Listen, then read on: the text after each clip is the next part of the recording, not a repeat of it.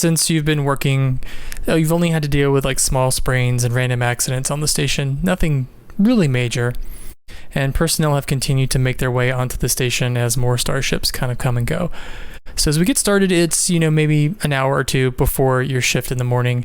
Let's see. Boomy, where would you go? What would your morning routine be? Probably a nice little stroll in the green. Okay. Why don't we pick up there? As you walk in the Esplanade in the morning, the holographic projector in the dome part of the ceiling is, doing like a slow sunrise from, a random point they've decided the sun will rise up in. So, gradually getting lighter and lighter. And you notice a lot of people wearing the blue medical jumpsuits. That's typically medical personnel don't have to wear their uniform necessarily, but the jumpsuits are what everyone's kind of fallen back to. But that's generally what you see going back and forth. A lot of people carrying like coffee and things like that. And as you're walking around the path, you're passing several people like sitting on benches and stuff having morning conversations. Yeah, I'm just going for a nice little stroll. So, Boomy, you said that Boomy is married, is that correct? Yes, he is. And where is Boomy's wife? Back on Allure Prime, or E01 Prime. How do you say that? Very, very far away. Mm-hmm. So as you make your way around the Esplanade, you could probably circle the Esplanade in probably 30 or 40 minutes. But let's see. Kaluna, what would your morning routine be? I think it would be one of those things where is there like, and I might have forgotten if you said this, but is there like a lake or a pond in the green? Something that affords a bit of water, a little bit of blue to go with the green? We could certainly say there is. Okay. Then yeah, let's say that as she enjoys her morning coffee and a croissant or whatever pastry she's having that day, she is just seated on a bench looking out at the water and, just relaxing in general, just, getting prepared for the day mentally. Oh, and I should mention this too, Kaluna. You would have gotten a report that Dr. Boomy has been picking up extra shifts. No problems yet, but, you've gotten a warning about that, and you could act or not act on that however you'd like. But as you look up from your seat perhaps on the bench, you see Boomy walking in the distance in the Esplanade. Now, when you say extra shifts, are you talking like 1 or 2, 3 to 4, more than 6? So Boomy, you said you were picking up extra shifts. What would that entail? Well, I like the idea that Scotty mentioned last session that aliens probably only sleep once a month. So he's just keeping himself busy, picking up shifts here and there, just being an extra pair of hands. Watching the duty roster and when there's a hole filling it. Yeah. I mean, if that's the case, then if I know that about his species, then I don't think I'm going to say anything about it.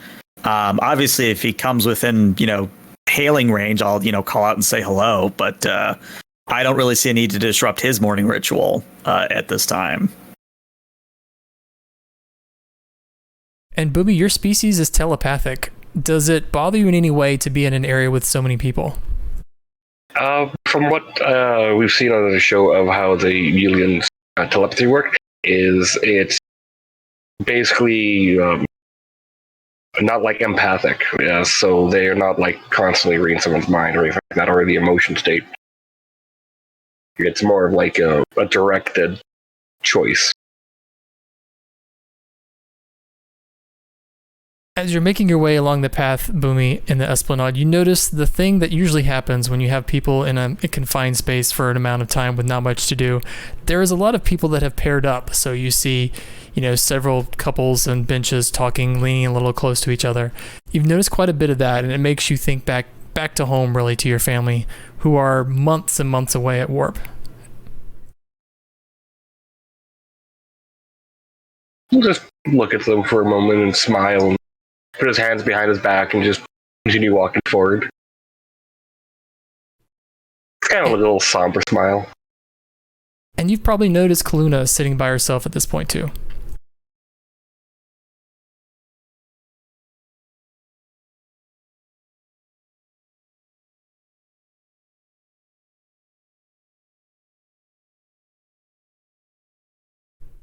Okay, so that leaves us with Dial. What would Dr. Dial be up to in the morning? Dial is not a morning person. So he's very much a person that is probably still half asleep and just making coffee in his quarters and will be slowly making his way up to the ward. Okay.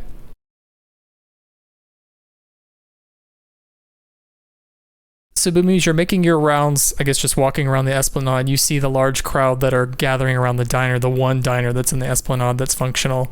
Most people are trying to, make their way in to get some kind of real cooked breakfast. The only other option is replicated breakfast, which many people, if they can not have it, will avoid it.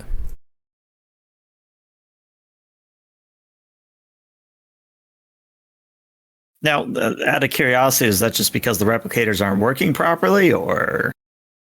Well, I'm going to go with just the idea that perhaps replicated food doesn't taste as good as actually prepared food, because otherwise, why would you ever have restaurants if replicator food was, just as good?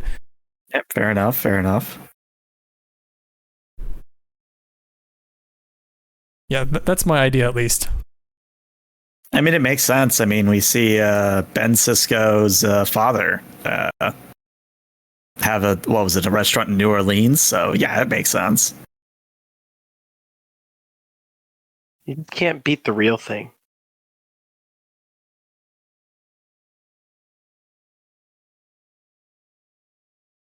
And as you're seated there on the bench, Kaluna, kind of in your thoughts, you hear a voice behind you, and he says, "Excuse me, Centurion. Might I join you?" I just turn and look, and who do I see standing there? Well, as you turn, behind you and approaching is he's a male. He's wearing the red uniform, but what immediately catches your attention are the pips on his collar. This is Commodore Morton. He is the most executive officer on the station. He's the station commander. He's an Arzaban. That's right, I said that right. So Arzaban, although they're mentioned several times, we don't really see them that much. The difference in their appearance is that their hairline is back a little further than humans, and they have sort of like a strange like skin protrusions on their temples. But they're not remarkable really any other way than just their appearance. But Commodore Morton, he's got lightish brown skin, kind of white hair was probably darker before, and it's really showing the signs of age. But he's got some bright blue eyes, actually, that kind of go with the smile that he's carrying. But as he approaches, he's kind of motioning to next to you on the bench. And I think I do one of those hasty maneuvers where, like, I half stand up and stand at attention and say, "Of course, sir. You may join me." And he takes a seat. And he says, "Centurion, I don't think we've been introduced. I'm Commodore Morton." Centurion Kaluna. Remind me, it's Ward 7, right? Yeah. I am manager of Alpha Shift on Ward 7. So I'm told. If you don't mind, I always like to catch up with any of my new officers whenever I get the chance. Of course, with so many new to the station, it's kind of a tall order. Well, I glad that you found the time to come and meet me one-on-one. It's actually interesting because I was going to send you a low priority message. Is the plan still for my sister Aspen to come aboard as well as a cardiologist? Well, it's funny that you mentioned that. I believe she's aboard the Victory, which is supposed to arrive this afternoon, in fact. Lovely. It's been some years since I last spoke with her, but I am interested in catching up. Kind of along that line, Centurion, if you don't mind me asking, I was kind of curious. We don't have too many Romulans out this far, especially not so far from the Romulan colonies. If you don't mind me being so direct, what brought you out here? There's a few reasons for that. First of all, there's always the call of the unknown. Even though we aren't doing exploring of our own, we are far enough out that we're going to be seeing a lot of the unknown coming to us. So there was sort of that lure there. And in general, I enjoy a little bit of isolation now and again. Don't get me wrong, cities and large star bases are nice, but to actually be isolated like this so far out on the frontier, there's a certain appeal to it as well. I can understand that. There's a bit of excitement about not being able to rely on anyone to bail us out of trouble. That's a succinct way of putting it. Making our own way, as it were. I saw on your record that you were offered a commission to Starfleet, but you didn't accept it. Well, it's pretty standard. Romulans coming across the border, I've given the chance to join Starfleet if they like at a commiserate rank from their position in the Romulan Empire. I was just kind of curious. What's your future going to be? I suppose that depends on what happens on this station and with Ward 7. I do believe that my skills are best suited for both psychiatry and neurology, and also managing the ward. But in general, I'm not exactly looking for a promotion or looking to chase rank, as it were. I'm simply concerned with providing a service to those under my care. Good to hear. Again, being very direct, Centurion, I'm curious. You know our mission here, dealing with the Telfi and the Holdar. Are you familiar with the Prime Directive? I am, yes. It is something that I have thoughts on, especially as a physician. And I'm curious, Commodore, where do you stand on the Prime Directive as it applies to this situation? He kind of leans back a bit and he smiles and he says, I think it's possible to maintain the Prime Directive and still help people when they ask. For me, the line is that these two civilizations are at war, endless war, so far back that their history tracks nothing before it. I think we can still maintain the ideals of the Federation and provide aid. I'm curious, what do you think, though? I actually take a different approach. I feel that while, of course, it is our duty to treat as many as possible, we are technically violating the Prime Directive by offering our medical aid to them. These are individuals that would be otherwise deceased or removed from the game board, as it were we not here. So in a way, we are, in a sense, aiding the wartime efforts of both sides. It's a very Romulan perspective, Centurion. Well, I'm glad to see that I'm meeting expectations, and I just give him a smile. Considering these two sides have been at war for many lifetimes and not much has changed in that dynamic, it's my hope that the Federation can offer something that perhaps can put an end to this. Well, if anything shows up in Ward 7 that I feel can help with that, you'll be the first to know, Commodore. Very good. I confess I'm not a doctor. I don't know much about it. That's what Captain Ozato's for. I don't believe I've run into them quite yet. Does she ever stray down to blue levels? Oh, her office is on Blue Sector, I know. She kind of rules Blue Sector with an iron fist, so I'm told, but as long as her results speak for themselves, I try to stay out of her way. Oh, wait, small retcon. I did meet with her already, didn't I? Because I saw her. Yeah, it's all right. Okay, so let me retcon that. I haven't seen her outside of that, is what I meant to say. So I say, I see. My initial impression was that she was a very no-nonsense individual, but I do enjoy seeing people outside of their work. Sort of gives you perspective on the people you're working with. I agree. I think how you unwind is just as important as how you do your work. But of course, as long as the captain maintains her efforts and continues to do a good job, I'll stay out of her way. And at this, I sort of look at a chronometer on my wrist and I say, well, Commodore, unless you have anything else for me, I believe I'm due in Ward 7 in approximately 15 minutes. Indeed, Doctor, I won't keep you. One last question, though. As station commander, I am obligated to receive at least 3 hours a week of counseling. Would you be up for me stopping by sometime? Of course, you may stop by any time during first or second shift, and I will do what I can for you. Very good, very good. Well, hope you have a good day, Doctor. You as well, Commodore. And he actually stays there as you get up to leave. He doesn't vacate the bench. So yeah, I just make a note that I'm going to probably be the psych for the Commodore of all things, and try not to let that go to my head as I find the quickest turbo lift towards 7. You have definitely bumped into Dr. Boomy at this point as you two are making your way to the middle of the Esplanade, where the giant lift would take you up and down to the rest of the station. Well, Doctor, how was your morning walk? I saw you running about earlier. Oh, I'm too old for running, but a nice stroll is definitely something I'm still capable of doing. Now, I don't think there's going to be any problem here, but I did note that you were picking up extra shifts. Am I correct in assuming this is simply because you are not entering into your sleep cycle for another 23 days? You can assume that, yes. Wonderful. Though I would simply say that if at any point I feel that you are taking on too many shifts, I may ask you to rein it back. That's understood. It's mostly the optional shifts.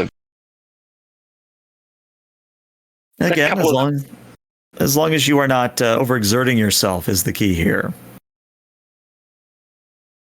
Yeah, I'm pretty good with my limits. But I do appreciate the concern. Of course, of course. The turbo lift is quite in demand today. We have quite the crowd in front of us. I don't quite understand why they don't have more turbo lifts or more site-to-site transporters. I feel like a central turbo lift is just a bad idea all around. Oh, I don't know. I think it builds a nice little fostering community. You start to get to know the people next to you as you wait. Let's just say I'm not one for crowds, as it were. Really? Not a people person? No, it's not that I'm not a people person. I just get a little anxious whenever I'm surrounded by so many people. I actually find it quite comforting. So you, as you just said, are more of a people person. Yes, if I wasn't, I don't think I'd be a doctor. Fair At least argument. Not a medical one, at least.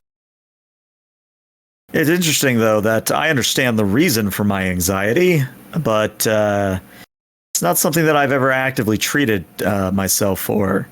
It's a simple childhood trauma, if you were, that I prefer not to go into at this time, but I believe with time, that sort of anxiety will fade.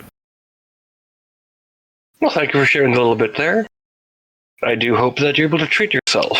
I have been told numerous occasions by my wife that doctors often make the worst patient, and apparently that is a universal fact. I have heard that sentiment as well. It would track that we are rather bad at treating ourselves.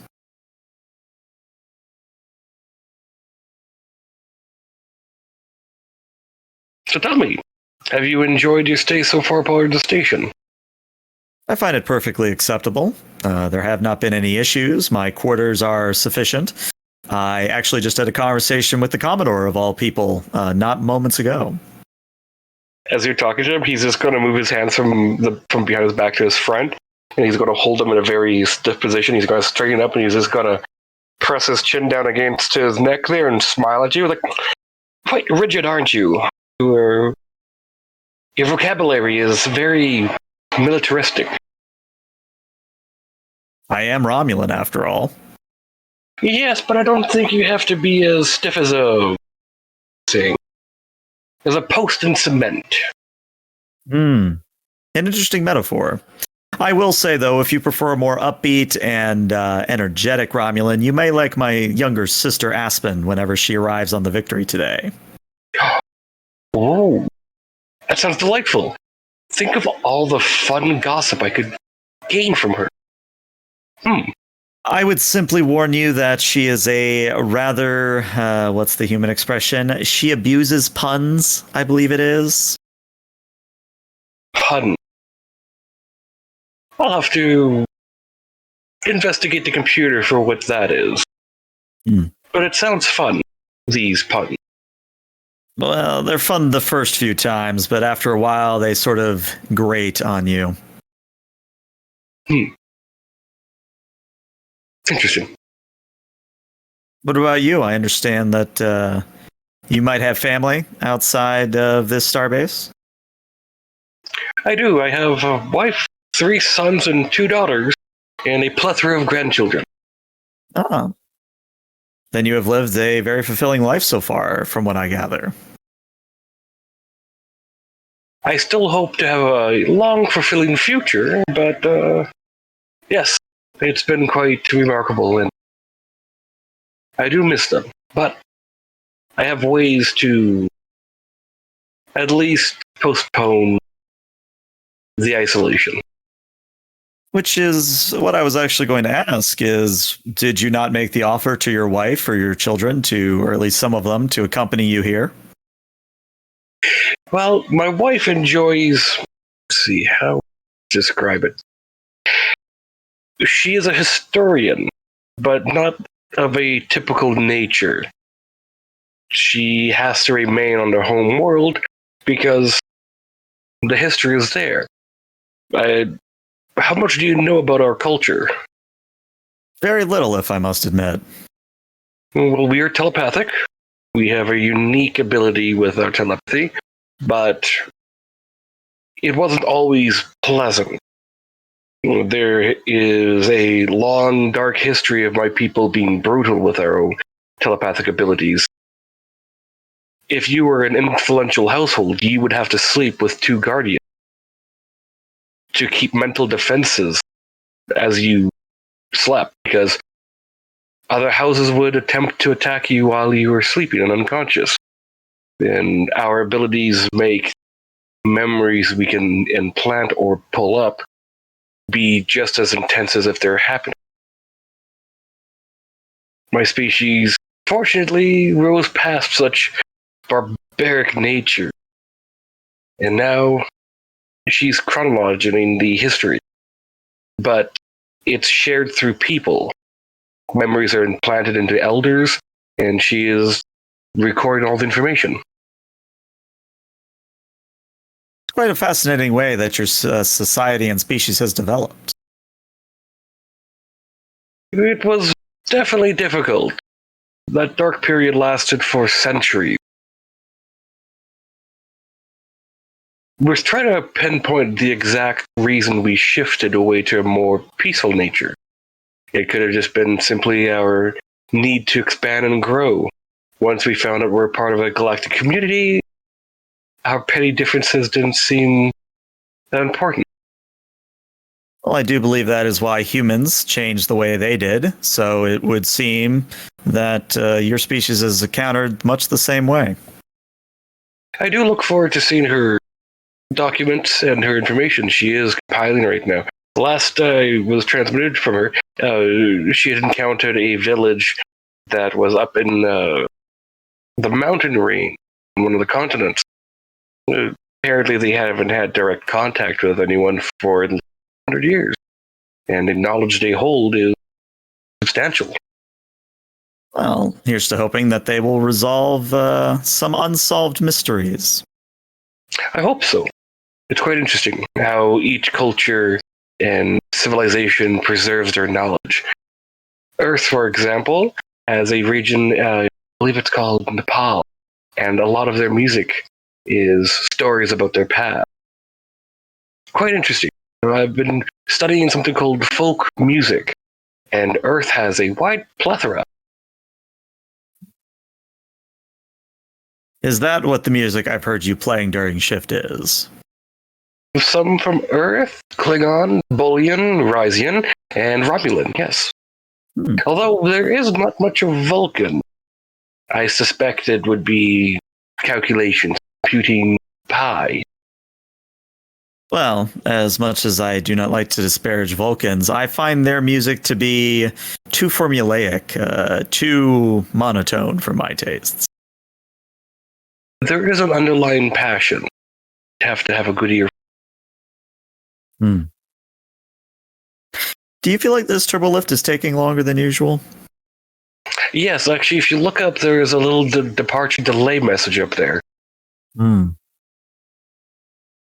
And at this moment, the turbolift door opens, lots of people file out, and you have to push your way in to actually make your way in. And as you enter the turbolift, somehow the computer understands, but everyone shouts whatever place they want the turbolift to go to. Boomy just pulls out a pad and just types it in and sends it to the computer. Unfortunately, lots of people got their command in before you all did, so you have to wait a while.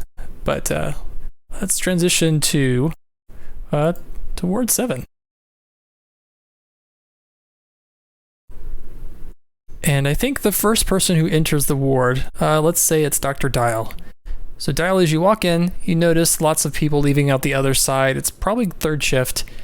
And you notice right away walking out of the nursing station is, not doctor, but Lieutenant Amorous. She's the head nurse of Ward 7, who you met last time. She typically carries a frown, but she has an even deeper frown today. I'll go up to her and go, "What's happening over here?"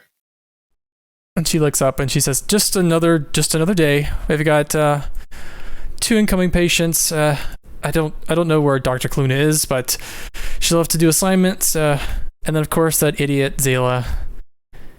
It's so hard to keep that woman on task. I can see that. All right. What would you say is our top priority of patients that we have here? Yeah, well, Kaluna's gonna have to do the assignments. With you, I don't know. You'll probably need supervision, and I certainly don't have time to do it. That's Kaluna's job to give out assignments, honestly. My job is to keep my 2 idiots from destroying the station. All right. Well, let me know if you need anything. I'll wait till Kaluna comes in, and I have a pad and a large thermos of coffee in hand, and I go into the doctor's office, side office there, and sit down and start going over notes and just perusing through what's on my pad. And I think at this point, Boomy and Kaluna, you do make your way into the ward. As you're walking down the hall, as you walk through the main double doors into Ward 7, you hear shouting. Kind of sounds like a male and a female down towards the end, obviously from one of the patient rooms.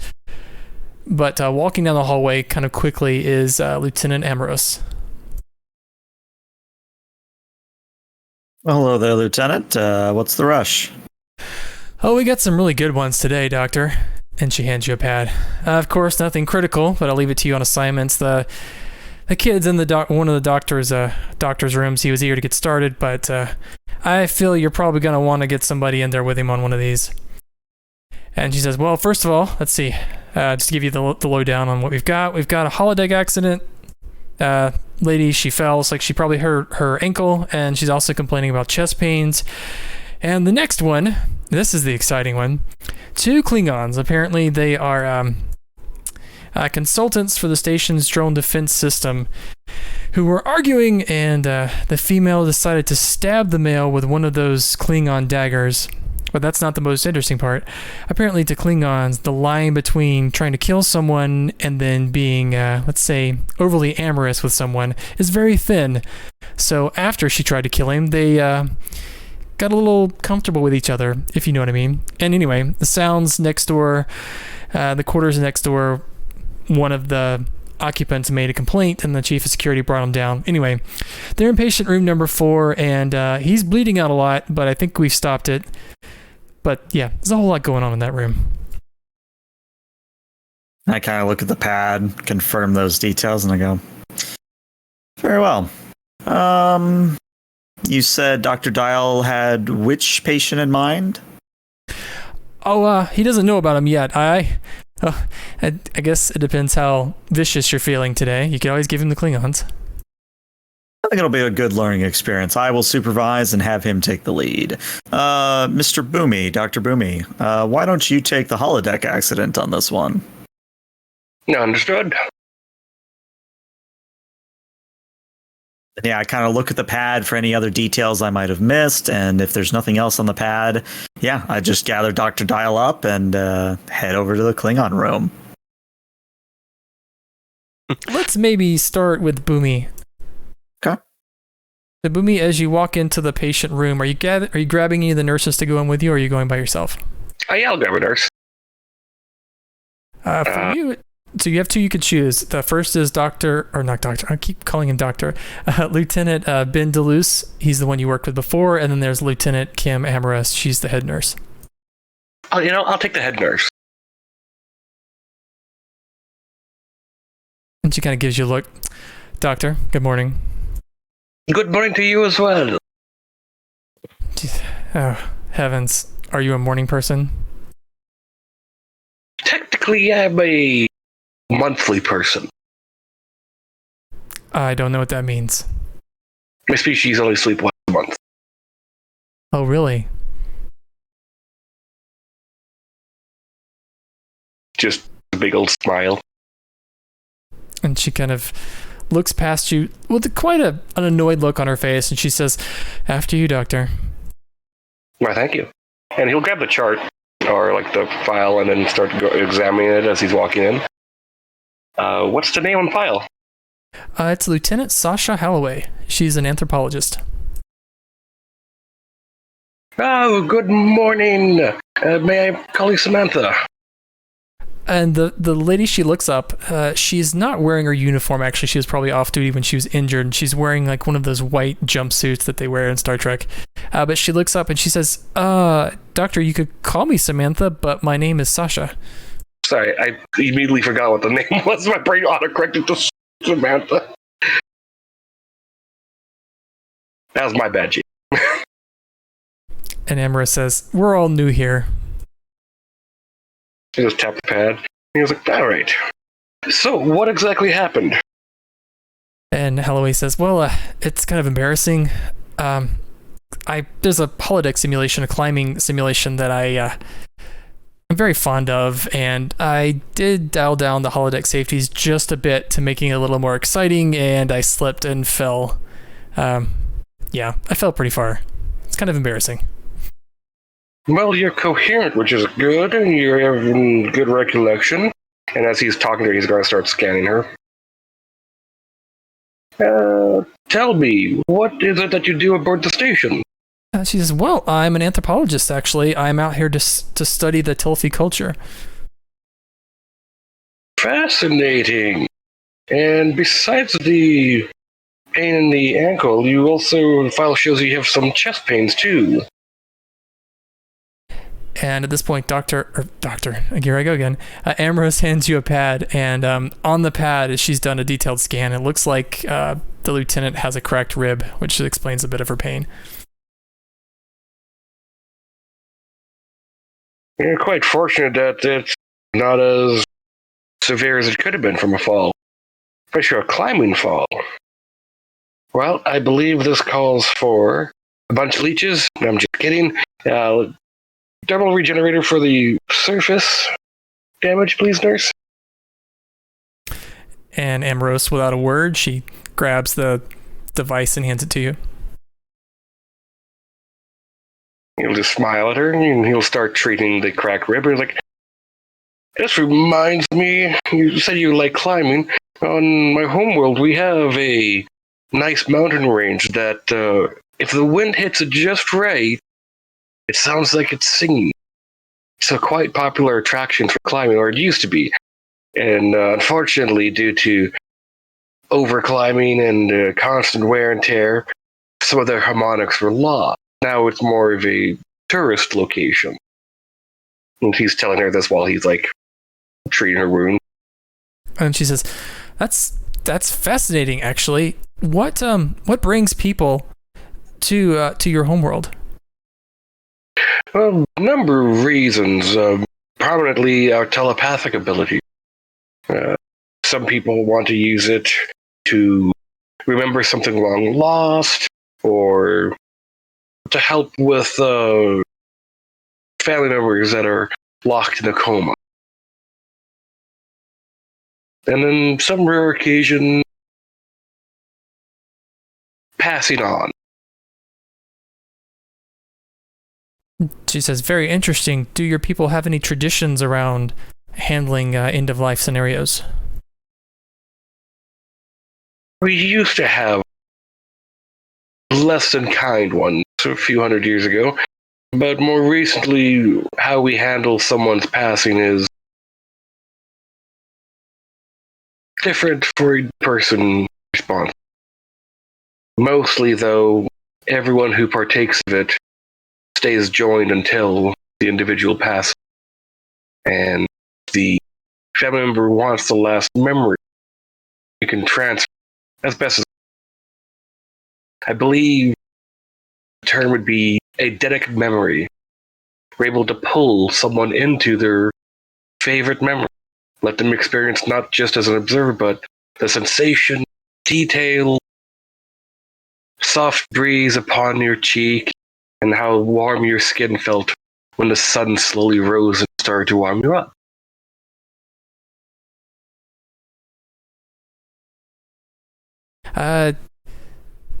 Boomy, why don't you do a show compassion roll for me?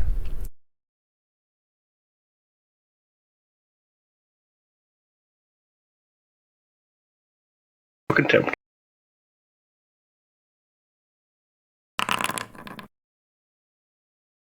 So with Miss Holloway here, you can ask me 2 questions and I'll give you information about her.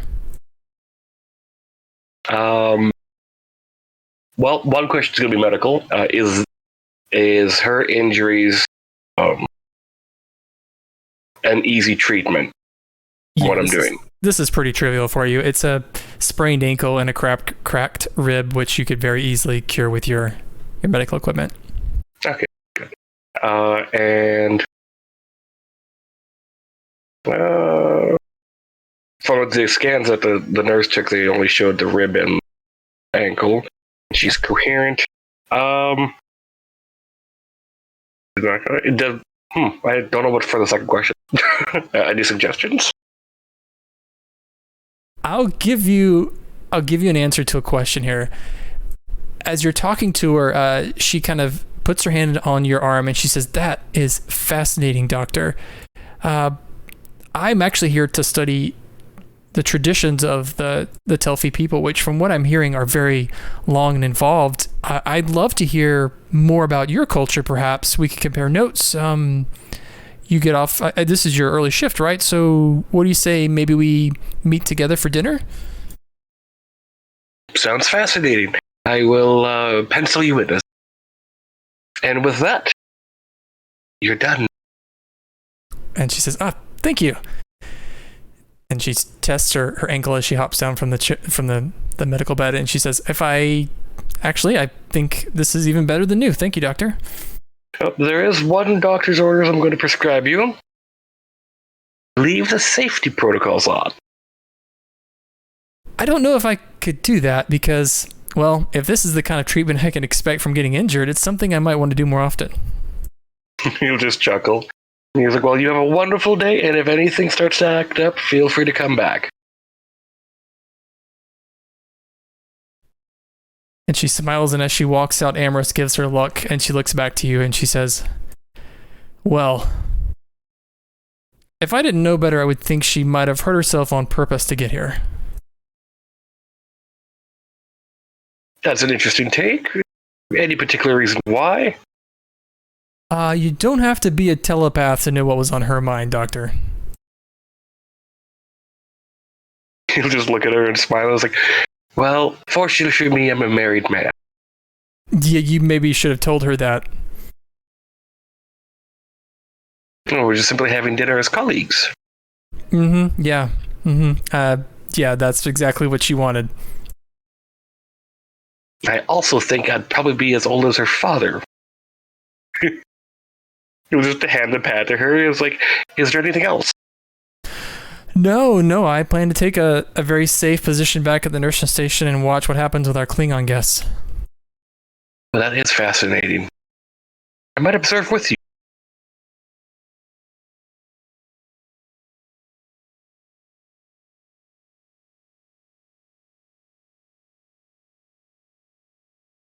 So I found this for one of the exam rooms, but as Kaluna, you and Dial are making your way to the patient room that has the Klingons, you notice standing in the front of that room is an Adosian. Adosians are the ones with 3 legs and the 3 arms, and this Adosian is wearing a yellow security uniform, and he's got Lieutenant Commander Pips. And he's kind of standing there. He's got a small phaser at his hip, but he's just kind of standing there casually, and he turns as the two of you are approaching, and he has a wide smile, and he says, Risu is very glad to meet you. Yes, Lieutenant Commander, I understand that we have 2 ordinary Klingons inside. Yes, Risu was hesitant to bring them both here. However, unsure if medical facilities had Klingon blood at their disposal, Risu decided to bring both of them. Well, though this doesn't really have any bearing on it, my understanding is that in a pinch, Romulan blood will also suffice. I would leave that to you, Doctor. The 2 of them are quite inseparable. You will have a lot on your hands. You did take their Tog daggers away from them, yes? Apart from the one that's in the gentleman's leg, Risu did not remove that. Risu remembered from Starfleet training first aid that could make things worse. Especially with a Klingon dagger. Indeed, it's meant to penetrate, not be removed. All right, well, Mr. Dial, Dr. Dial, if you would care to take the lead here, I will remain in the wings and observe and interject as needed. Understood. So I'll grab the chart and start walking towards him. Risu lets the 2 of you go in first, but he follows you in the room. He doesn't have his hand on his face or anything like that. He just has his wide smile. And Dial, as you walk in, the scene that you see is 2 Klingons wrapped together in it's PG at this point, but they're definitely enjoying each other's company on the medical bed. And you notice the male does have a Klingon dagger stuck out of his leg, and there's a steady stream of that pink blood coming out of his leg. But neither of them seem to really care.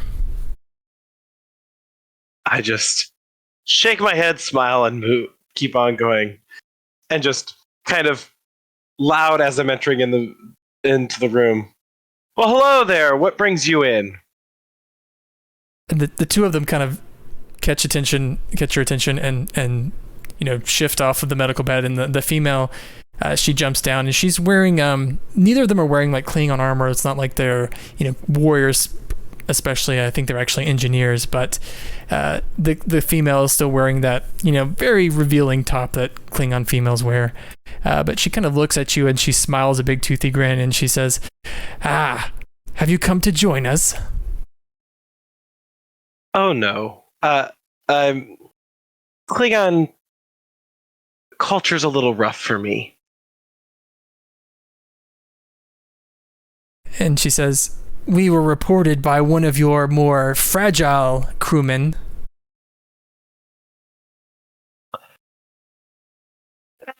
Not everyone understands Klingon customs. I won't say I have a very big grasp of understanding, but I can respect them.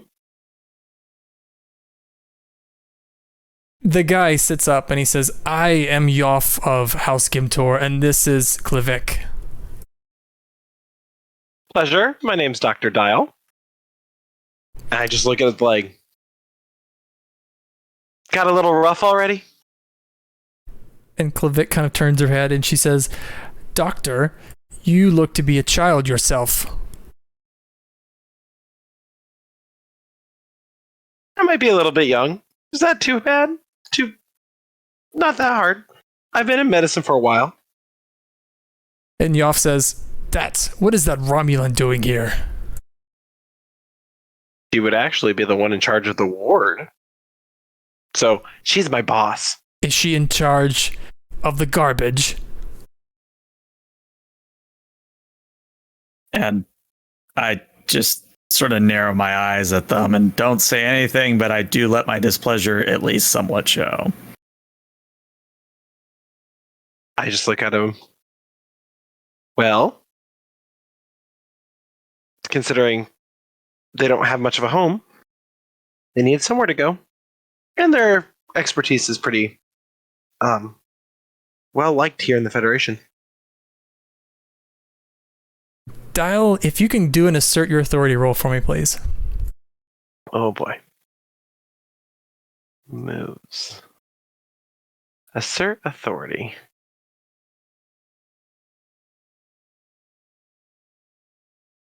Choose a modifier.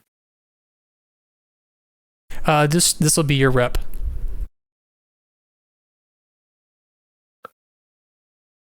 Which I don't remember what that is.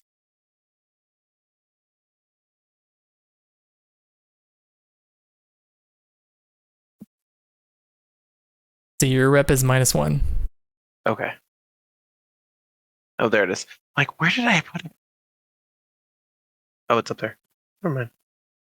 My brain.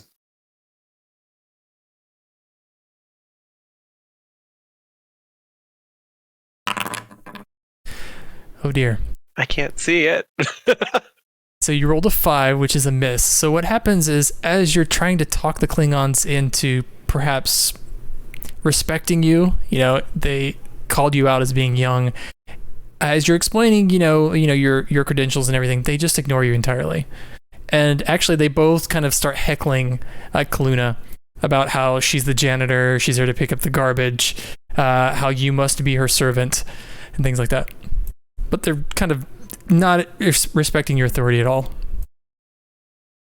Well, unless they actually start to get physical about it, I think I'm going to take the high road and not let it affect me a whole lot.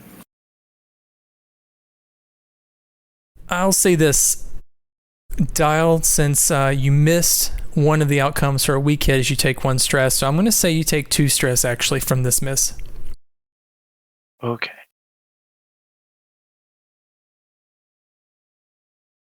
It's stressful because this is actually pretty embarrassing for you, with Kaluna standing right there.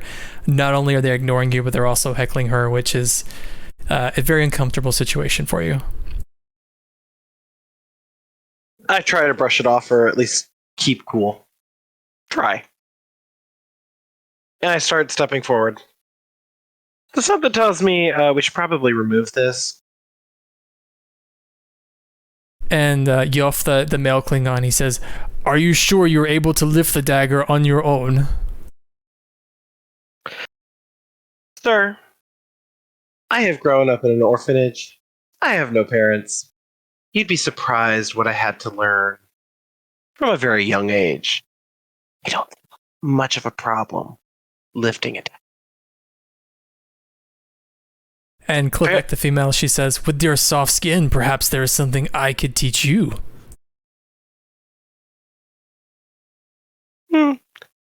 Depends. If a person's willing to learn. Not really willing to learn today.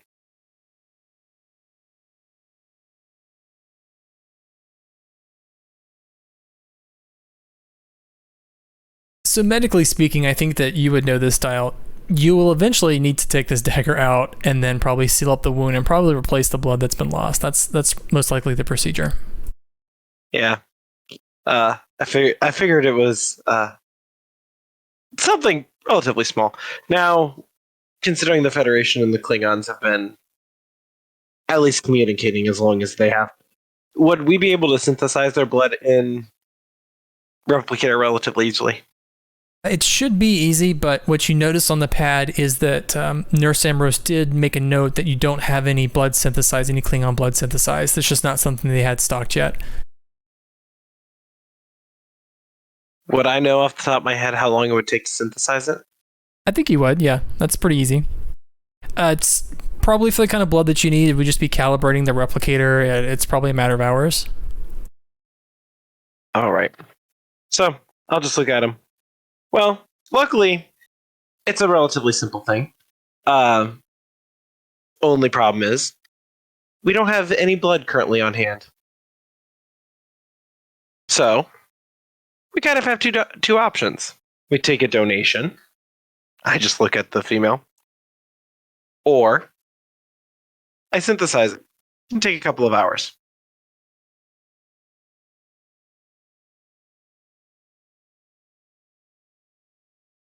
What would be your preference? And Klivek, she kind of looks at you and she laughs and she says, "Are you sure you'd be able to stomach drawing blood?" I have worked in medical facilities since I was a teenager. Blood, vomit, guts. or don't do anything. And Yoff says, I do not require medical attention. I was merely brought here by your security officer. You say that, but according to the scans of the machine that you're currently underneath and I'm keeping track of, you've lost a fair bit of amount of blood, at least about 1.5 liters. And you currently have a dagger into your leg, nicking an artery, and that's why you still have it bleeding. Now, as soon as we take the dagger out, Klingon systems, being redundant as they are great at sealing things up. But with that amount of blood loss, it won't take that long for you to be back in here because your body can't produce that much blood in a short period of time. And you only have one brain. Yoff kind of looks at you and he says, do what you will. At this point, it's your option. Do you want to take a blood donation? Or do you want me to synthesize? He looks at Klavek and he says, I do not want any synthetic Federation blood. Especially not one replicated by a child like yourself. Choice is up to you. That means we need a donation. I just looked to the female. You're here, although I don't know that necessarily you're a perfect match in blood type. And Klavek, she leans in and she says, do your worst, doctor. Fair enough. Have a seat over here. She goes over to the side and sits down. I will grab out the materials to do a blood draw. And as you go over to grab some of the equipment, Risu walks and he kind of leans in. He says this is a whisper. You can tell he's trying to be discreet. And he says, Risu is standing here for assistance if you do require any, Lieutenant. I appreciate that. I'll grab the stuff and turn around and walk back over to her. Do you have a preference on where I stick you? Preferably where there's a vein. Makes the process a little bit easier. And she laughs and she says, is this how Trill flirt? No. Not in the least. If I'm going to flirt with you, I'll take you to a dinner and a movie. Not interested. She laughs and rolls up her sleeve. And as she's doing that off on the side, Yoff is still looking at you, Kaluna, and he's saying, so, Romulan, have they taught you any tricks yet? Yes, I know how to make a Klingon look like an asshole. And he laughs. Have they taught you to stand on one foot yet? Do you fetch them dinner? You know, I'm starting to believe that you don't quite understand the seriousness of your condition right now.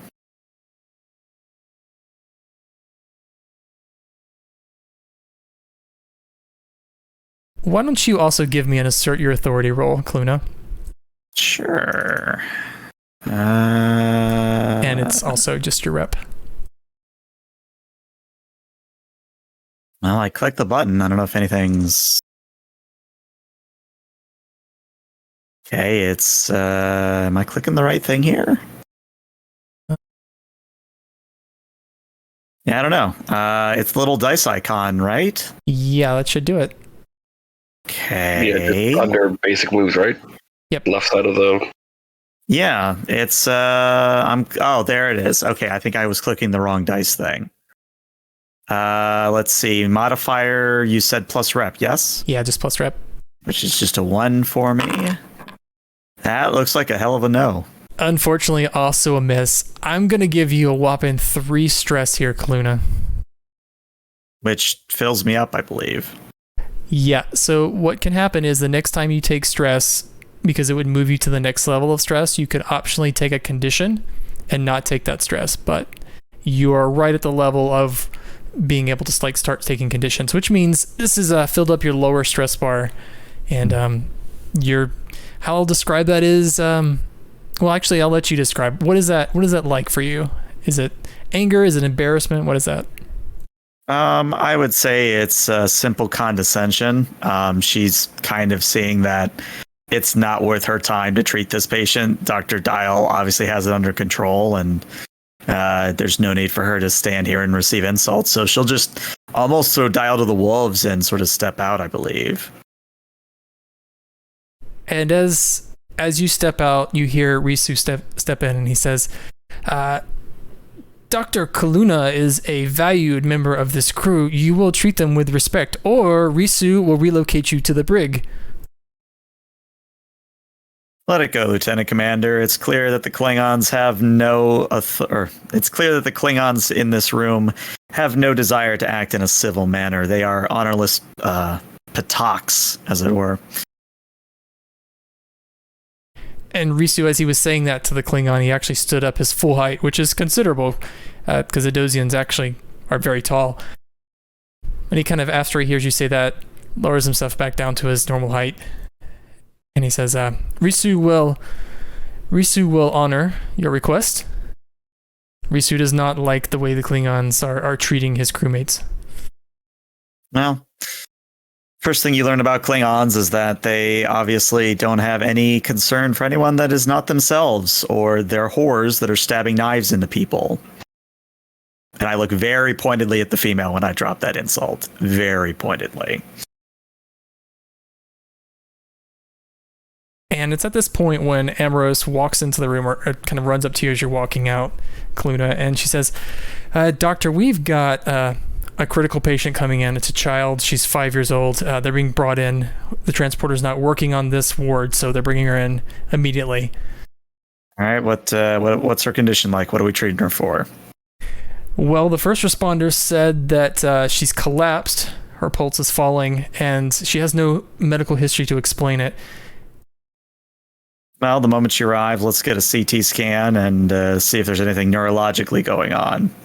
Understood. I'll put her in the main trauma center. Then yeah, off I go to deal with that.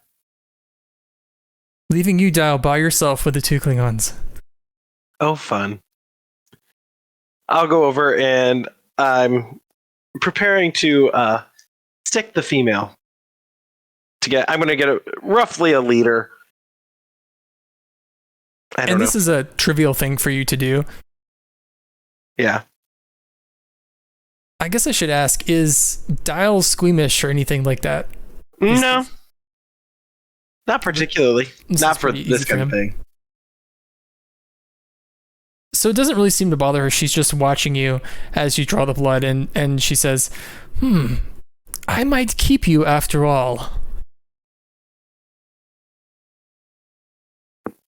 Keep me as your GP? Sure. Treating Klingons? Not that hard. After you get over their stubbornness.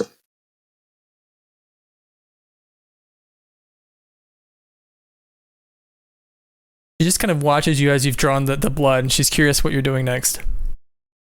So once I get what I need out, I'm going to prepare it for the transfusion, and then go over to the male and go, all right, this is going to hurt as it comes out. I don't really feel sorry for you. And I'm just going to pull. So would you say you're showing contempt when you do this? Sure. I think you might be. Why don't you give me a show contempt roll? Okay.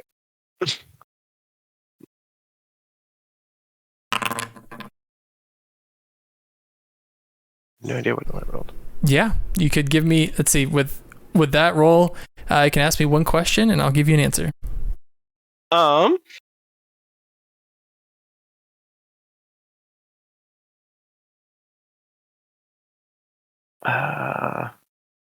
don't like any of those questions. So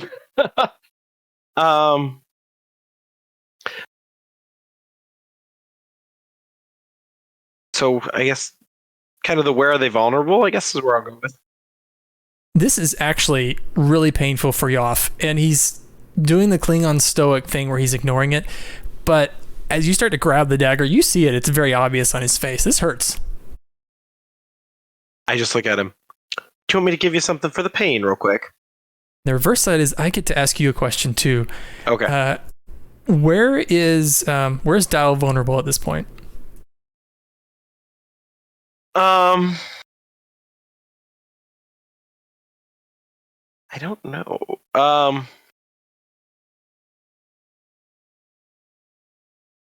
Vulnerable as like physically or just In this situation, what would cause him? What's the vulnerable part in this situation for him? If I had to guess, I'd say his expertise or his experience level. He's here in this room by himself. yeah. I imagine as an intern, like this is all probably new. He's been left to the wolves, basically. Yeah. I guess something along those lines, and kind of second guessing what he's doing, although knowing that he shouldn't. Then I'm going to give you 1 stress for that. Okay. I think that puts you up at 3 as well. Yes. So I just look at him. Would you like something for the pain before I pull? I am a Klingon. I do not require anything. All right. Don't say I didn't warn you. And I pull. He clenches his teeth as you do that, and maybe like a little tear comes out the side of his eye as you remove the dagger. So dagger's removed. I'm assuming it's starting to squirt. I immediately go with the regenerator to seal the side of the artery that got nicked. Yeah, the wound closer or whatever they have, like the little laser that you hold over it, starts to close the Klingon's wound very easily. And Klevek actually notices the pain on Yoff's face, and she laughs. She says, "Perhaps I will keep this trill after all." So as soon as it gets, I have everything sealed, and I'm going to scan it, make sure everything sealed correctly. I'll go, all right, step 1 is done. Step 2, let's give you an infusion before you collapse on me. And he kind of wipes the tear away, and he says, I was merely upset that you have robbed me of a nice scar." I mean, I could put it back in. It would not be the same. Oh, you robot it for me. What did you say? It would not be the same. Oh, no. I'm going robot. One moment. You're roboting really bad, Josh. So, the giving the transfusion part to the Klingon is pretty effortless. It's pretty easy. This is something that you've probably practiced before, even in school, to giving him the injection with no issue. Oh, yeah. So I look at him after it's done. Well, all the blood is in there. Now, I would like to keep you under observation, at least for a little bit, like hour tops, just to make sure everything's going smoothly. And then you two can prance off and do whatever your 2 little hearts desires. 4 little hearts desires, I guess, in this case. Klevek says, "Yes, you may observe if you like." Sorry to say I have duties here to take care of. I'll put it at the bottom of the list. If I get a chance, we'll see. It'll be under solving the lack of peace in the quadrant. I just smile.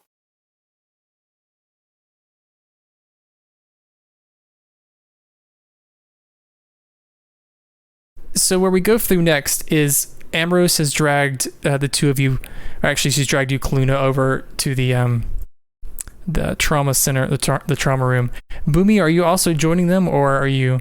If Boomy's out of the room, I would have grabbed Boomy as well. Okay. Yep. Some moments pass, and rushing into the room, carrying or at least pushing one of those like hovering gurneys, are 2 medical attendants basically. And on the gurney you see is a young. She looks like a Bajoran. She's probably 5 or 6. You can tell just at a first glance. And following closely behind them is a Bajoran male.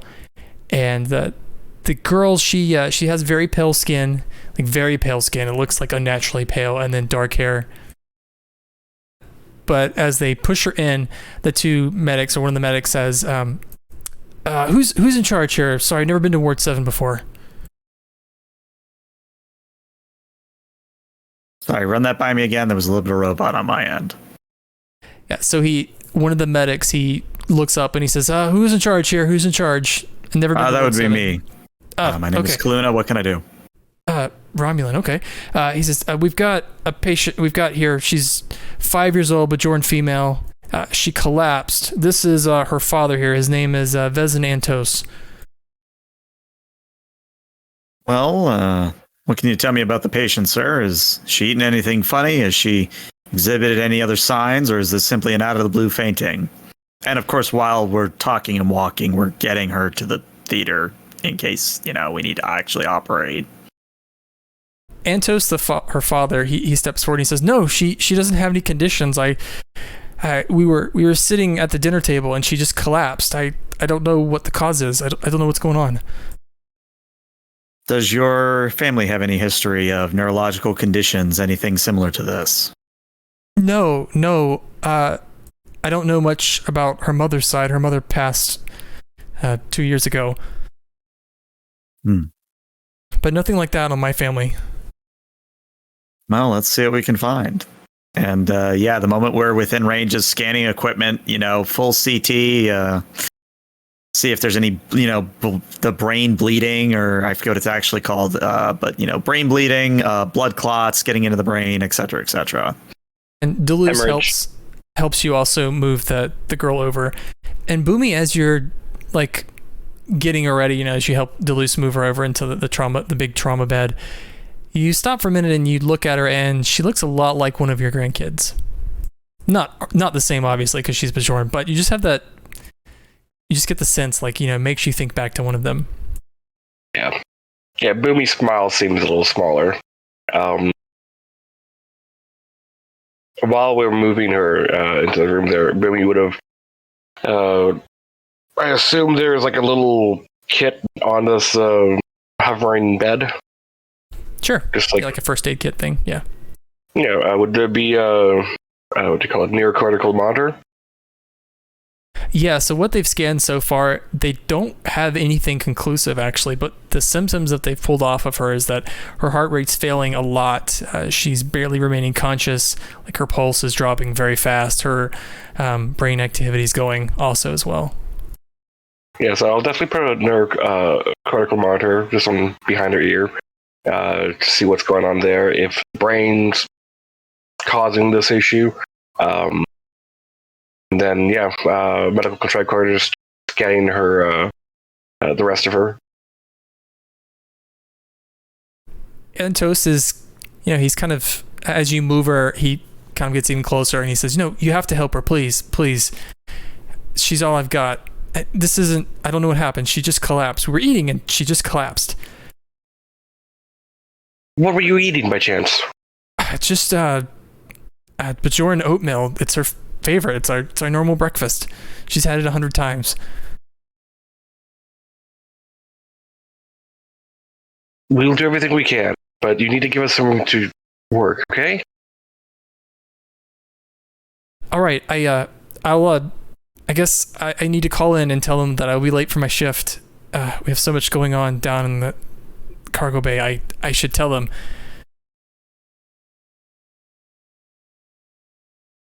We will alert you if anything changes. Just take care of yourself first as well. She'll need you when she wakes up. And he says, "Oh, I'm not going anywhere. I'm going to be right here."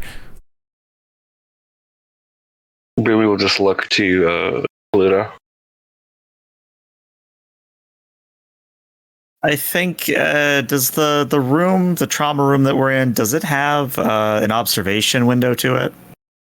Yeah, it does. Yeah, there's like a room just outside of it where he could stand. Then I'm going to point to that and go, unfortunately, I'm going to need you to wait out there, sir. We need to keep doctors only in this area while treatment is being performed. Let's do another one of those assert authority rolls. I sense bad things, but let's see what happens. still plus rep? Yeah, plus rep. Okay. Hey, look at that. I actually got a strong hit. There you go. He says, yes, sir. Yes, doctor. Yeah, whatever. Okay, I don't want to be in your way. Just don't forget about me. If there's anything I can do or I can get or any questions that I need to answer, just let me know. I can't lose her. Understood. She is in good hands. And he does exactly what you wanted him to. He walks around out of the trauma room to the observation.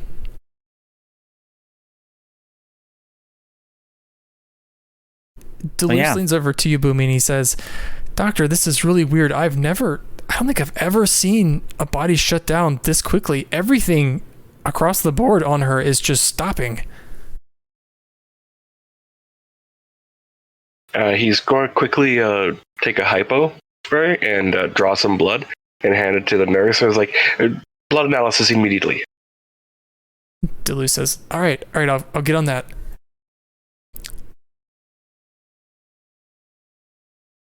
And yeah, he's going to grab another hypo and he's going to I don't remember the name of it, but it's to like slow down the metabolism. Yeah, he gives you that. And he says, Doctor, I'm gonna get this on the computer right away. And then just as he starts to turn, you hear alarms and you see her vital signs are just flatlined. Oh shit, alright. Then yeah. Cortical stimulator. Let's go with 15 joules. So Kaluna, at this point, are you letting Boomy run the show or are you stepping in? I mean, at this point, I've been running my own scans because, again, I'm taking that neurological approach. But the moment I see that she's starting to flatline, I think I'm going to step in and be a little bit more active. I'm not pushing him completely out of the way, but I am going to be more active at this point. Okay, it sounds like you're sticking your hand in, so let's do that roll. I think the thing is, I think you roll plus connection here. I think it'll ask you for that. Let's see. The connection with Boomy. It's, if I remember correctly, is what, -2? Let me scroll down. Let me double check that. That sounds right, but I want to be sure. Yeah, Boomy. Actually, no, Boomy, I have a total of -2. And remember, that's not saying that you and Boomy don't get along. It's just you haven't worked with him to know. Mm-hmm. All right, here comes a miss. Yeah, connection, yeah. Oh, hey, actually got a hit. So, Boomy, whatever roll you make here to help her, you're going to push 1, which is Kaluna helping you. Okay. So what would be the recommended roll? I imagine you probably know, you kind of know what to do here. Like you've dealt with emergencies and emergency medicine before, right? Yeah, so display expertise? I think so. Yeah, let's do display expertise.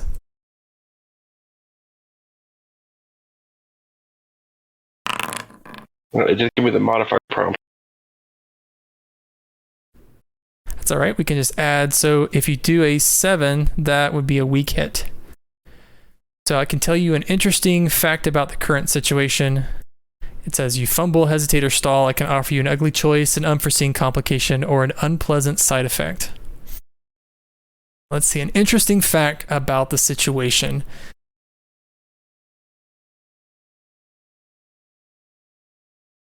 You immediately realize that her internal systems are fine. There's no problem with this at all. With her body really at all, apart from her current condition. And as you're looking through the monitor showing all of her symptoms, Kaluna, you recognize this. You have seen this before. So the Romulans in our timeline here, they were taken over by the Klingon Empire, and many Romulans didn't, they were pretty much refugees trying to cross the border into Federation territory. They don't really have a central government. A lot of Romulans were very depressed about all the loss from, losing their homeland, losing their empire, and they started resorting to a drug called Hush. And what Hush is a depressant. And basically what Hush does is it's equivalent to sort of like an opioid or like a morphine that just, cuts off your brain, and it's a depressant basically. So if I understand what you're implying, someone has either slipped this into her food or she's gotten a dose of it accidentally? Yep. That's exactly. Hush does this to someone. All right. Well, in that case, now that we know what it is, I'm going to simply show this to Boomy and go, Doctor, this is a classic case of Hush overdose. We need to treat her for it immediately using XY procedure. But I'm now concerned how a little girl like this came into contact with such a substance. He's just going to look at you for a moment as he's processing what Hush is, the fact that it's a drug, and he's just going to glance back to where the father, is walking in that room. He's going to look back to the child. Okay, you go deal with him. I will look at the computers and have the nurse advise as we basically flush her blood. We have to detox her. Well, do what you can. I will speak with the father. Then, yeah, I go have a conversation with the father. And as you walk in, Antos is pacing back and forth looking, and he says, "Is she okay? Is she okay?" She will be fine in a few minutes. We simply need to run a standard detox on her, but however, what we're detoxing her from has me highly concerned. Are you aware with a drug known as Hush at all? And as you're saying this, Kaluna, are you saying this to him compassionately, or are you coming in upset, like with anger? I think with anger, simply because, I do have full stress at the moment. She's not really being the most compassionate person right now. Why don't you give me a show contempt then? Okay. What am I adding to that? Anything? I think it's built off a heart, so I don't think you're adding anything extra. Okay. Show contempt. So you can ask me one question, and I'll get to ask you one question back. When he answers my question, I want to know if he's telling the truth. No, he's not. And okay. He says immediately, and this is a lie, he says, "Detox? What do you mean detox? Is it the oatmeal? Is it something she ate?" No. She has been exposed to a rather powerful sedative, rather powerful depressant that someone of her age should have no exposure to, which leaves me in the difficult position of, well, either I blame the replicator or wherever you got that food from, or you need to come clean and tell me what it is that you're currently on, because in my current position, my only conclusion is that somehow you swapped meals with her and your daily dose of Hush went to her instead.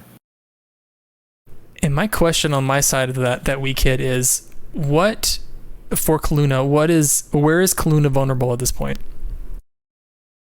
I would say she's still smarting from the whole Klingon thing earlier, so if they start really questioning my authority, I might start taking stress, is how I would flavor it.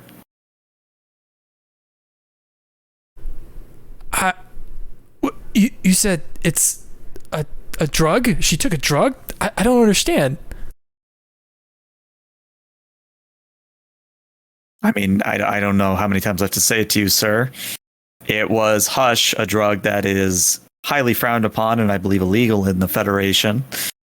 And unless you are the one that are originally designed to take this drug, we now have to look into potentially checking the entire station's food supply, which we can do. But if it's actually you, the reason why this drug was introduced, then you need to come clean right now. Otherwise, you're going to cause a lot of pain and hardship for other people, not just your daughter. I never thought. I didn't think that she could find it. I kept it locked up. It was just for me. I've been under a lot of stress, and I never thought. I thought I kept it locked up. It's been hard on us here on the station. I've been working extra hours, and with her mother gone, Mina doesn't understand. Well, she's so young. She remembers her mother, but sometimes she doesn't, and I can't can't really be there the way that she wants me to be, and I just needed something to help me relax. And I never thought. And he kind of leans down at this point, and there's tears in his eyes. He's like, I just needed a break. At this point, I look at my pad that I carry with me, and I just look up his work shifts. How much does he work in a week, basically? So the normal shift here on the station is 10 hours because the station runs on a 30-hour day. It's typical someone should only work one shift a day, but he's been doing 2, sometimes 2.5 shifts. And probably, if he does 2.5 shifts on a day, he's going to only probably get 4 hours of sleep, probably. So I think what I do is I simply just send his supervisor a note saying that he's to be off work for a week. And I say, I'm going to do something I shouldn't. You're hereby on break for a week. You have a week to kick your habit and get rid of the drug. But if I find you or your daughter back in here, I will be telling not only your supervisor, but the Commodore himself that we have a problem on this station. Do I make myself clear? He says, yes, I promise I'll stay away from her. I never meant to harm her. She's the last person I would ever hurt. I swear, you have to believe me. Consider this my one freebie. As I said, if I find you or her back in here for similar reasons, we will have a greater problem on our hands. Thank you, doctor. I promise I never meant for it to get out of hand. I just been taking small doses to help me wind down on the days where I was just too overwhelmed. You might try instead a hot milk. Hot milk does wonders to getting you to sleep. Is Mina, is she going to be okay? I kind of look in. How's the detox going? And actually, now that you know what it is, it's fairly easy to treat. Yeah, just a safety precaution. I'm giving her some dilovine and a mixture with lexazine as well, and a bit of Alkazine, as long as also because she's literally flatlining. It sounds like it's crashing all of her system. Using a vascular regenerator as well to make sure she's going to be fine. And as Deleuze is helping you with this, he kind of leans into you, doctor, and he says, "Man, this is kind of messed up. I don't know how you get hush on a station like this, much less how you give it to a kid." Boomy's not really going to respond. He's just going to focus on the little girl in front. He says, "Doctor, are you going to report this guy? Because Commander Risu's here. He's the station head of security. I kind of feel like I should report this."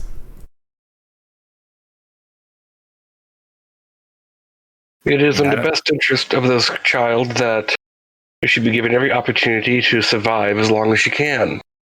It is my belief that, yes, this should be reported.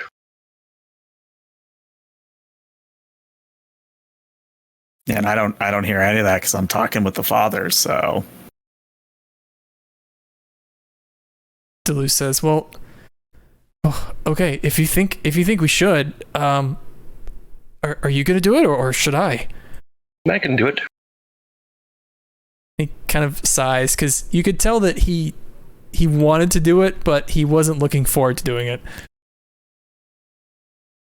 Yeah, that smile not on Boomy's face.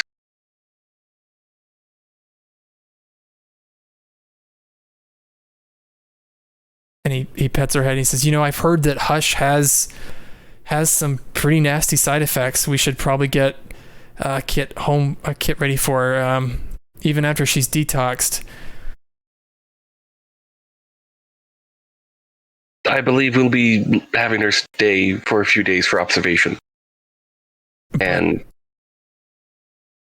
Doctor, won't they take her away from the father if we report it? I think because he's a lieutenant, he'll be charged criminally, and they'll probably ship her back to Earth.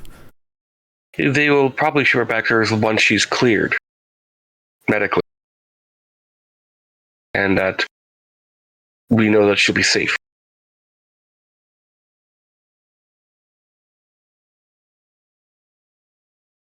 Well, I'll get her next dose ready, Doctor. Thanks for taking my side on this. It's hard to know what to do here.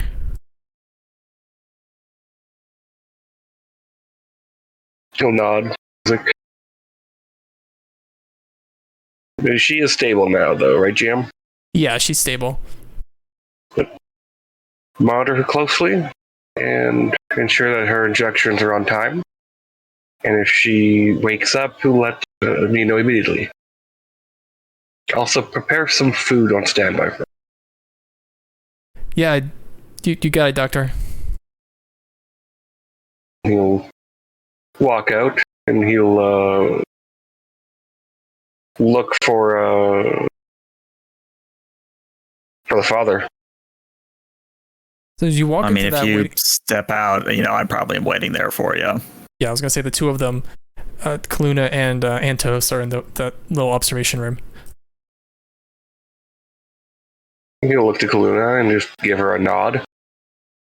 And I think I take that to come over and say hello to you. But once we have our private moment, I simply lean in and I say, "So, what are your thoughts on this? I believe that there is merit in using honey rather than the stick, whatever the human expression is.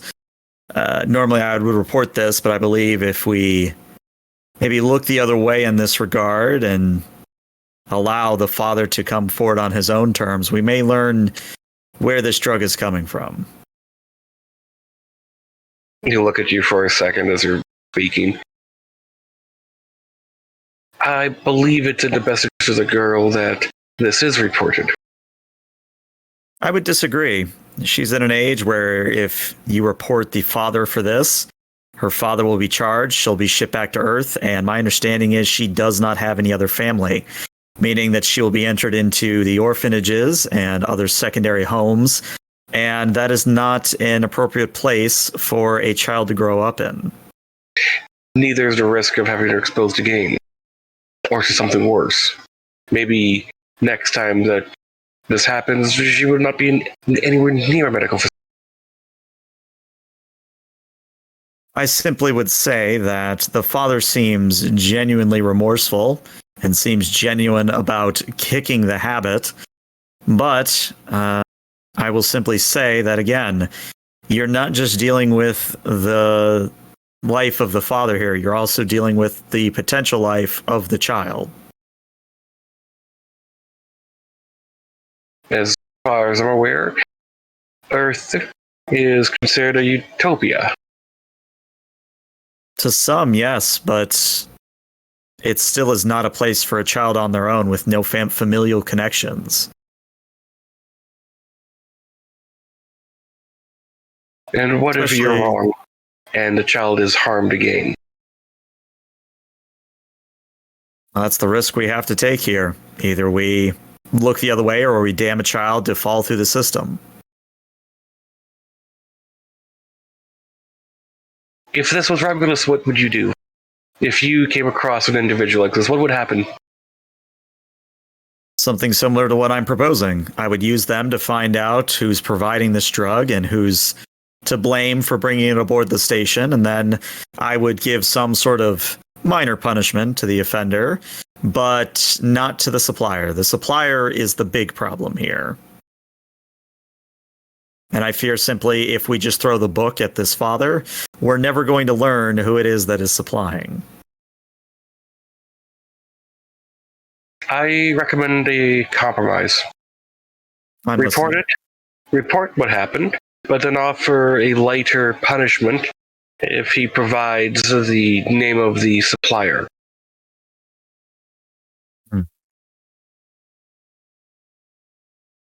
He gets to keep his daughter, but we get the information, and it is reported. Out of character, I'm of two minds on this. Yeah, in my head, like, out of character, I think Earth is, like, pretty cool at this point. Right. I mean, but I think we even see it a few times, at least on DS9, where they're like, yeah, there's a bunch of Bajorans in orphanages, they're not doing great. And, yeah, obviously Bajor has become a part of the Federation by this point. At least I think they have. But yeah, I get the feeling that, it is going to be we either, take away the father in hopes of saving the kid, but damn them to the system, or we, twist the father's arm a little bit to try and get the answers we want. Yeah, like in my head, like as I said, like I think like Earth itself is like, hey, this is like now a paradise. Like everything's fine, even if we have kids going into an orphanage. Our system is so good, it's all fine. The kids are happy because that's like what Earth is. It's become like the utopia, and then it slowly gets grimier the further away you get from it. I think you can safely say that life on Earth, she won't have any environmental risks, but doesn't necessarily mean it would be a utopia for her personally. Yeah. Maybe she finds a new family that's not going to accidentally give her drugs to OD on. Well, I mean, from the sounds of it, it wasn't that he gave her the drugs, it's that she broke in. I mean, this is the equivalent of a child finding a firearm in my mind, where, yes, if you had done better control, you wouldn't have had, them getting to the firearm in the first place.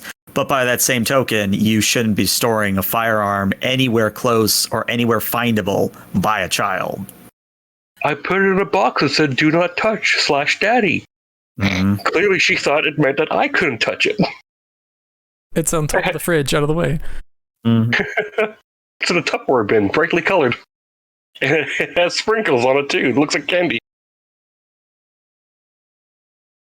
We're now getting into designer drugs. Mm-hmm. Yeah, I don't know. I don't know if we want to do a roll for this, or because I think we're both right in our own way, but it's just a matter of what we actually go with in character. Let me see. There could be a few ways that because there is a role to convince someone, I think. Is it assert your authority? Yes. Yeah. Kaluna, you could assert your authority here if you want Boomy to fall in line with what you're proposing. And I'd take a -2 because he's pretty bad.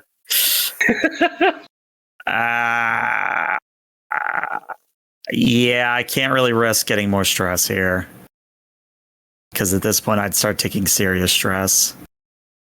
I think Kaluna would relent and simply say, very well, then you do know that we have the station security officer down watching the Klingons.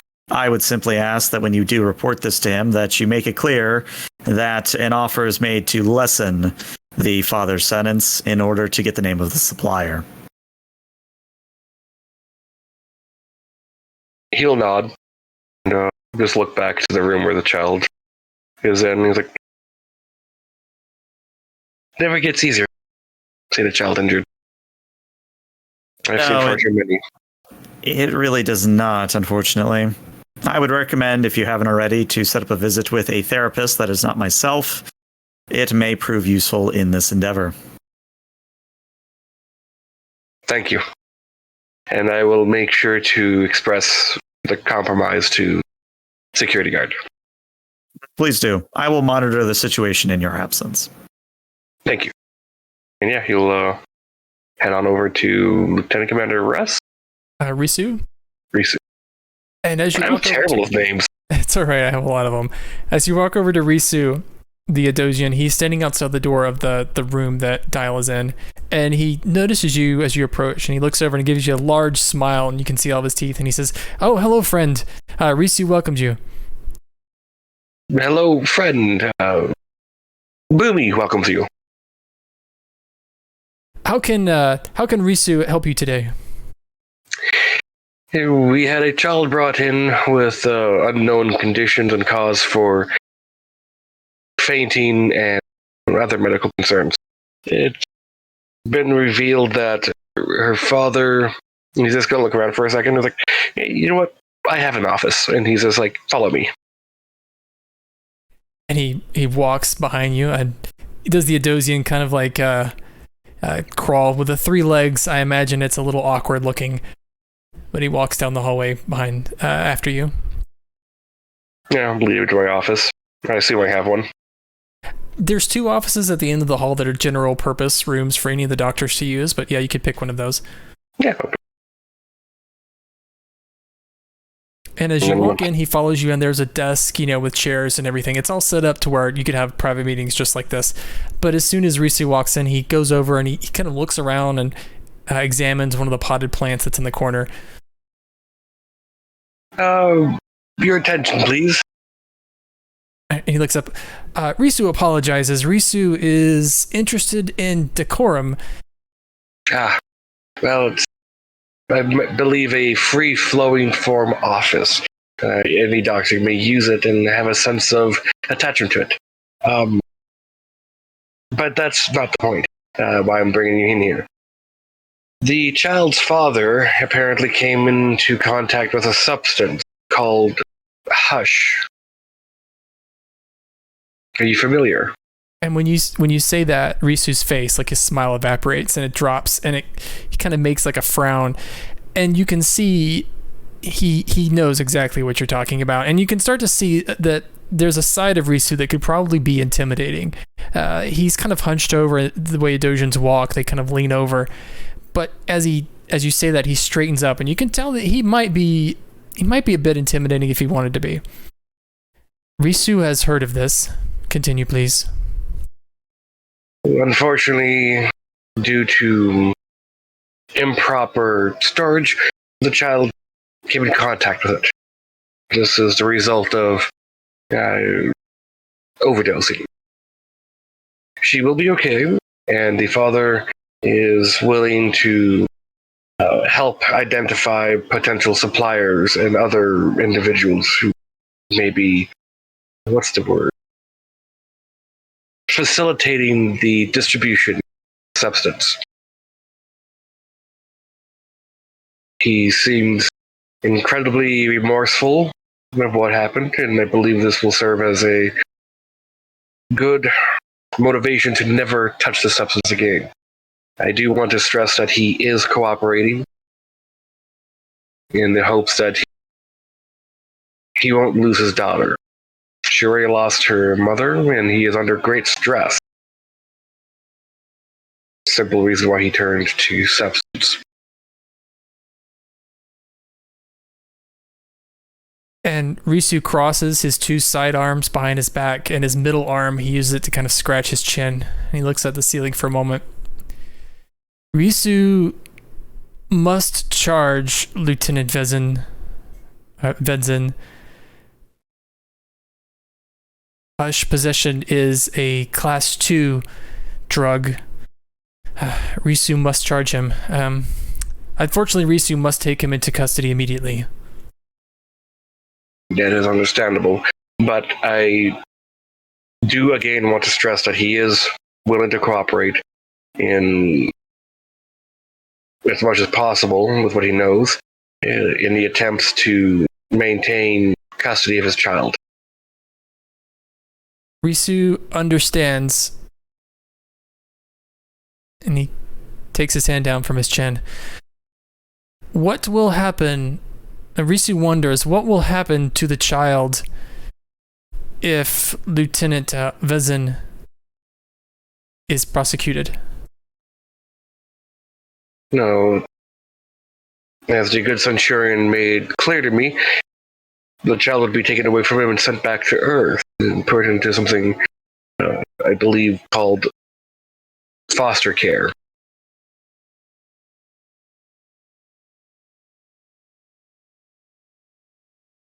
Risu sighs, and he says, "This is not ideal. Risu does not like this." Risu has a solution if you are in agreement. Risu must arrest the lieutenant. Risu cannot break that regulation. That would be as criminal as the drug possession.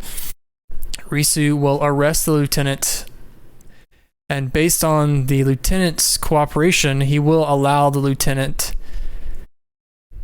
to view or to visit the child, but the child can stay on the station. However, that does present the problem of who the child can stay with.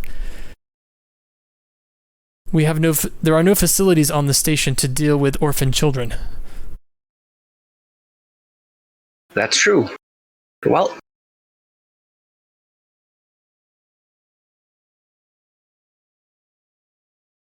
I'd like to request new quarters. I'm going to need we'll one. certainly aid with quarter assignments once we have this current matter resolved, Doctor. Yes, I'm going to need one with a spare bedroom. Pardon Risu, sometimes Risu draws incorrect conclusions. Is the doctor offering to look after the child? I believe that's a very good conclusion to what I'm saying. Very good, Doctor. I think that would be the best compromise under the situation. Risu will keep the lieutenant in the brig. If the lieutenant can provide information on the drug, that would perhaps go a long way to the JAG potentially commuting his situation. However, Risu is bound by Risu's duty.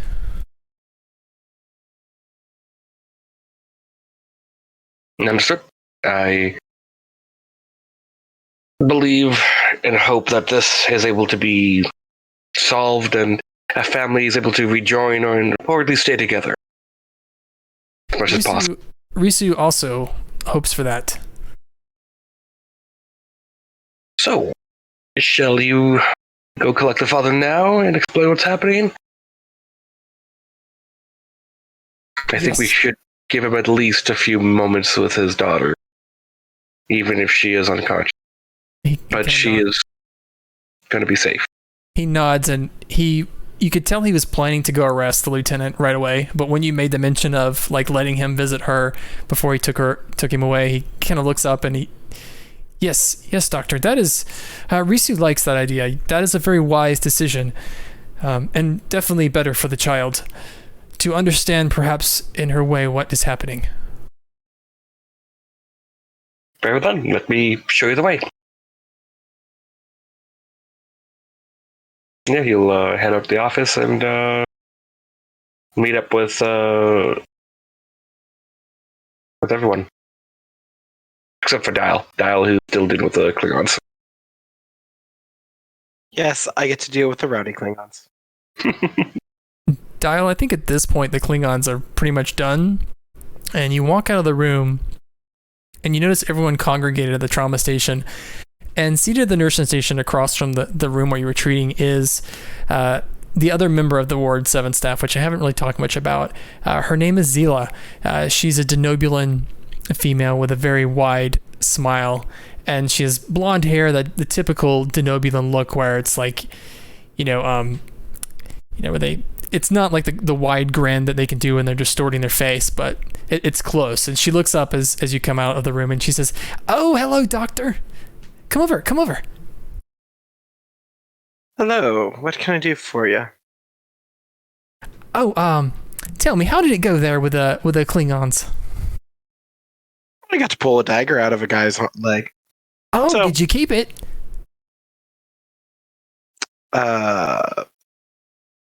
Sure. Yeah, it's still laying in there now.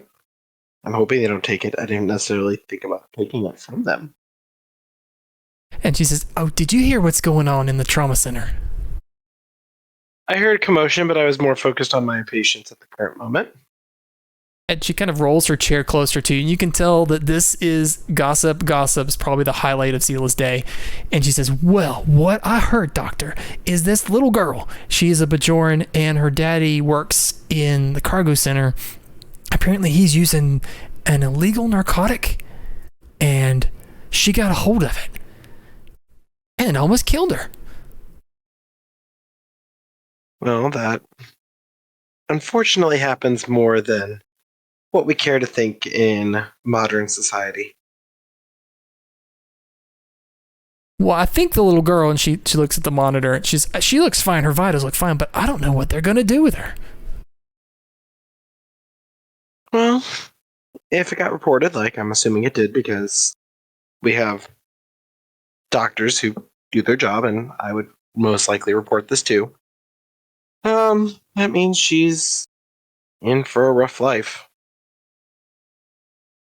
Because in reality, they wouldn't let her stay with her dad, at least not right away. I mean, she's going to go into the foster care system, or be like me and end up at a group home their entire life before escaping out at secondary school and being able to go to the academy. So, understand protocol. I understand protocol, but not always the best choice for the child. She shakes her head. I just don't know. That sounds like just a terrible situation for that little girl. Doctor, why I have you here, if you don't mind, I am taking, and she grabs a pad, and she says, I could really use your signature. What we're doing right now is taking signatures for a petition to see if the Commodore would allow us an installation of an ice cream parlor in the Esplanade. Would you sign, please? I pick up the pad and look through it. Is that what is actually on the pad? Yeah, it's basically a station-wide petition to for the Commodore to basically sign off on the installation of an ice cream parlor. Now, the question becomes, where are we getting our ice cream from? Well, I don't know. I think that's probably step 2, don't you, Doctor? We've got to get approval first.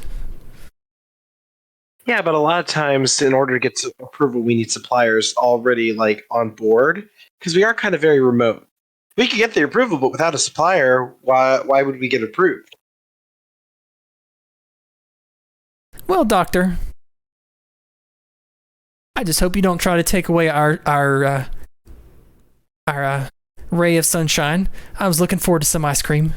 No, don't get me wrong. I want ice cream. Ice cream's the best food ever, especially if you are recovering from any kind of medical procedure whatsoever.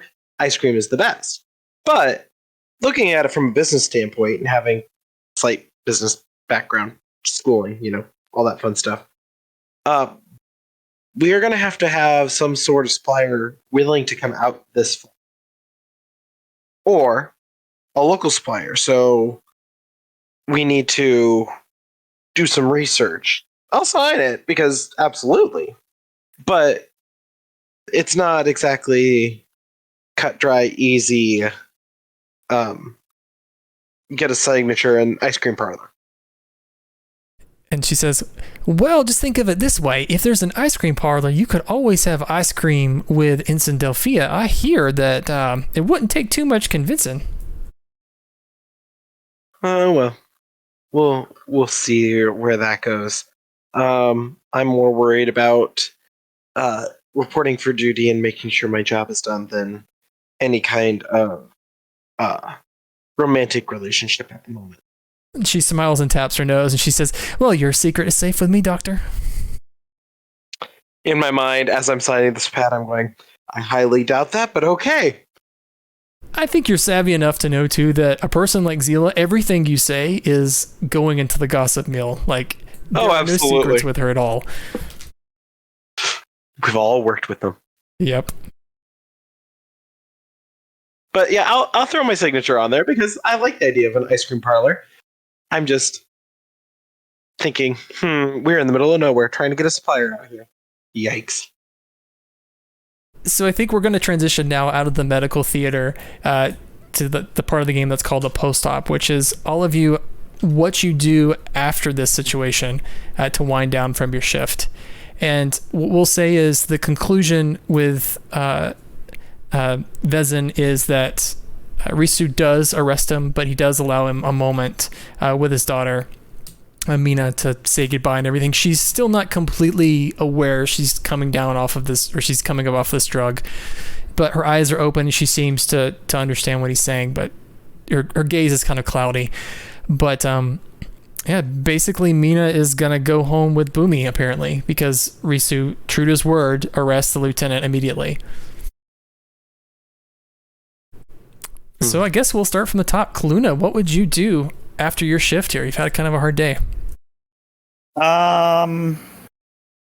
Something I don't think we've touched on yet. So obviously the Esplanade has, a diner, but does it have things like nightclubs or bars, or does it have anything like that? Yeah, there is a very popular dance club called the Red Nebula that's off of the Esplanade, and it's like a bar slash nightclub. Well, I think it's time to break out that little red dress and let's go ahead and move for some blowing off some steam. So the Red Nebula, in fact, Dial, you've been there before. So the Red Nebula is a dance club, like I said, on the Esplanade. It's actually several levels tall, and from the outside, it just looks like a very plain, ornate dome. But once you walk inside, in the center level is a bar that stretches all the way around, and in fact, this whole thing is designed like a dome, and the bar level circles all the way around. And in the center, down the first level, is a dance floor, and the bar kind of circles that on the second level. But what's interesting about the Red Nebula is the ceiling, the dome part, is actually taken over by holographic projections of different star systems, and it cycles through that display over time. And in fact, down on the dance floor, they've actually got the holographics projecting like planets and stuff in the middle of the dance floor while people are dancing. But there's a slow like tempo and dance beat as people are either drinking at the bar, or some people have actually moved over to the edge to look down on the dance floor, and then some people are just dancing. So, Kaluna, what would you be doing? Drinking, dancing, getting a little bit of socializing in, because her addiction is sort of social attention. So basically indulging in that vice, flirting with random people, that sort of thing. Okay. Before we get to what happens there, why don't you tell us how much you're going to gamble on blow off steam? Because that's what I'm debating. Yeah. I'm going to wager 2. Okay. Well, I think that gives me 2 back, or I get rid of 2, yeah? You get rid of 2. Excellent. So this works out very well for you. So basically you successfully blow off steam. What you're trying to do, you achieve. Let's see who I can throw in here with you. So throughout the night, you kind of find yourself dancing with a human male, and he's wearing plain clothes. He's kind of got palish, slightly tan skin and blondish hair, but this guy looks like, he looks like a perfect carving of a person almost, like this guy. You don't see any blemishes in his skin. His teeth are perfect, and he's a really good dancer, and the two of you are dancing, having a great time. Has it gotten to the point where I've asked his name yet, or? I'd say you guys take a break and you go up to the second level to get a drink, and he's catching his breath. He looks at you and he says, "Man, you're a great dancer. Are you part of the staff here? What's the deal? Are you coming through?" No, I'm in charge of Ward 7, first shift. Oh, well, I'm Commander Richard Ebbison. I'm the station first officer. Ah. Well, it's a pleasure to meet you, Commander. I actually spoke with your boss, the Commodore, earlier today. Yeah, what do you think of him? Strikes me as a man who likes to be seen and heard, but isn't necessarily going to go too far out of the way, if that makes any sense. Yeah, I haven't quite got the measure of him yet. Yeah. Oh, actually, if you're on the medical staff, that means you're under Captain Azato. That is correct, yes. Yeah, good luck with that. She hasn't really given me any reason to doubt her capabilities as a leader at this point. Yeah, every time she walks into our staff meeting, let's say the room would be warmer if it were full of Borg. It's actually rather interesting. My understanding of Borg physiology is that they have an internal temperature of roughly 2 degrees more than the average human. In any event, my name is Kaluna. You are. Should I call you Richard, or would Commander Everson be more sufficient? Neither of those. Just call me Rich. All right, Rich. It's been a pleasure dancing with you, and I'd like to see you again in the future. I'm sure I'll see you around, Doctor. And I think I do one of those things where I finish my drink and subtly pay for his, assuming, it's like Quarks and you still have to pay. And then I'll just slowly make my retreat out back to my quarters. Okay. What would Dial be doing?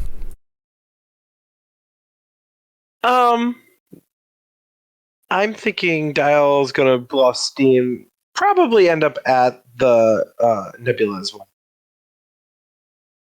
Sorry, at the where? At the Red Nebula. Okay. Yeah, so before we get started, let's do the blow off steam roll. You can wager as much stress as you'd like. I think I'm gonna do 2. And what's my modifier? I don't remember.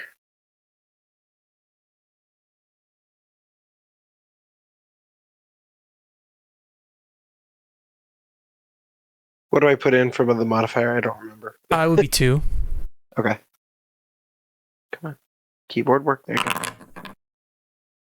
Yeah, so unfortunately, blow off steam works in the reverse, in that you actually want a lower roll. So you actually did not remove any stress. This blows up in your face. Do you have any ideas what would go wrong? I'm thinking he's just major overstimulated too many people. It is the only place there, but thinking about the kid and considering he came through kind of a foster care situation, just hearing about that would probably kind of mess him up a little bit. So, even though he usually thrives off chaos, it's just a little bit overstimulating for him today. I have an idea for a scene. Perhaps you went to the Red Nebula with just the intention to drink and not dance. Just to get a drink and relax. And as you're sitting there with a drink, you hear someone sit down next to you, and you actually get kind of a whiff of her perfume before you see her, and you recognize immediately it's Ensign Delphia. And she kind of leans over and she says, "Well, I'm just, it's really good to see you here. I actually was thinking about you all day." Oh, really? Well, I'm here, but I'm thinking I'm going to head out here soon. It's kind of feeling blah today. And what you know about Delphia is that somehow she likes to kind of party hard, I guess. Basically, she likes to stay up dancing and drinking all night, and somehow she makes it to duty the next day with no problem at all. And she's kind of pressured you before to do the same. And as you're talking about leaving, she says, "No, come on, the night's still young. Why don't you just finish your drink and let's go dance some?" Not tonight. Just, like I said, not feeling it. It was a interesting day in the ward.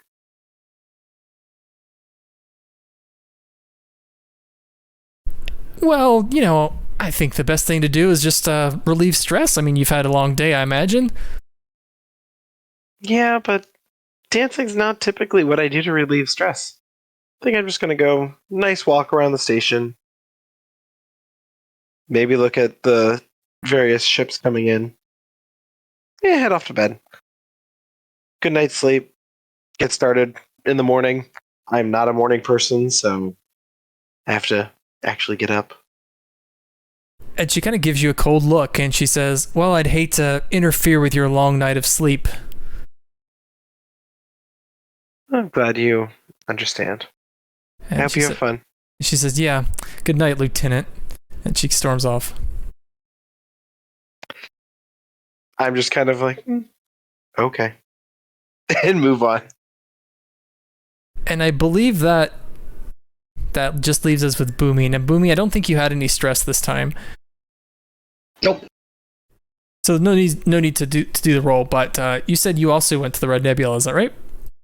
I imagine he's just probably out front from the main entrance, at one of the little seating tables to enjoy the outside atmosphere. He's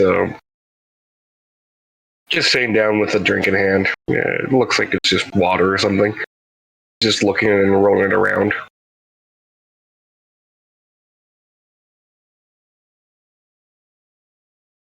The red nebula, I'd say, as you look up, if you're at one of the tables, you're probably in the inner ring that's like on the second level. I think you probably would see the exchange, although you couldn't actually hear, between Dial and Delphia. And you notice Delphia walk off, and she looks very mad. Just watch that for a second there, and I look back at Dial.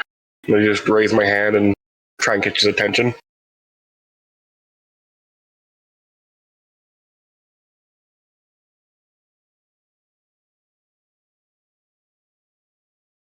Yes, Doctor. Yeah, come have a seat. All right. I'll come over and sit.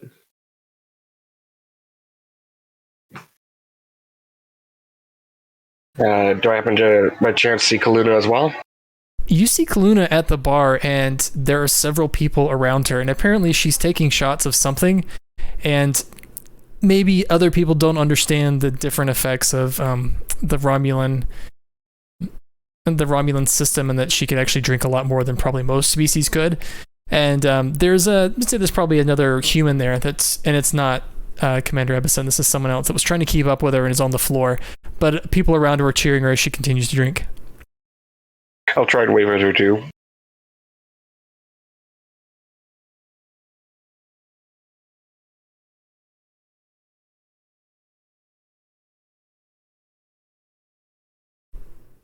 ELH, if you're talking, you're muted.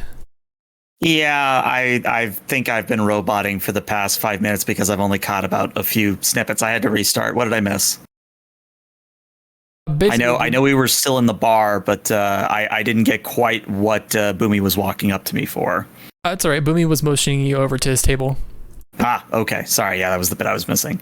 Then I just sort of wander over on my way out and I go, Doctor, funny seeing you here.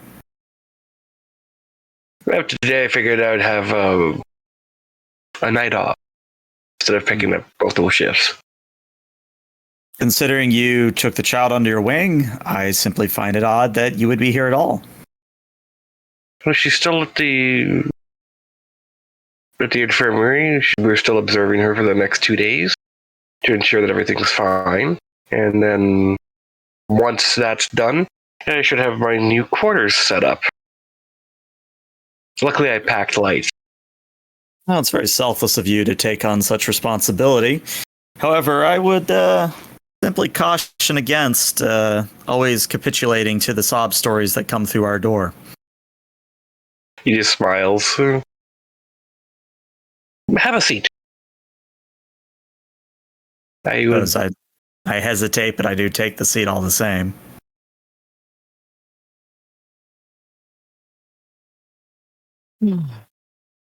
How do I want to describe the sob stories, as you call them? They're an ingrained part of me.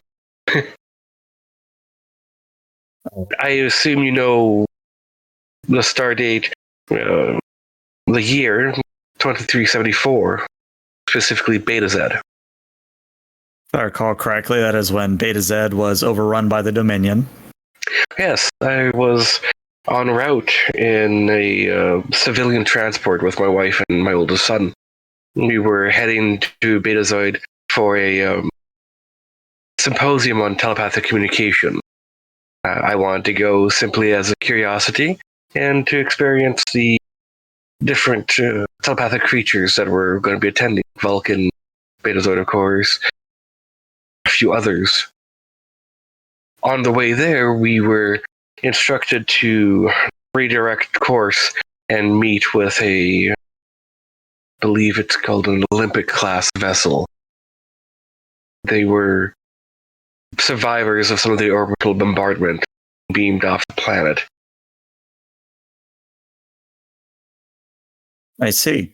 And if I understand where you're going with this, you volunteered in this instance. Yes, I did. And unfortunately, a lot of the equipment was very different. So all I could do was help those who I could, and I mentioned to you that my people were quite brutal with our telepathic abilities, but over time we found ways to use them differently. One of the ways was one of the attractions for my people, especially for visitors, is to relive a memory that brought them great joy, happiness, or maybe try to understand something they might have missed.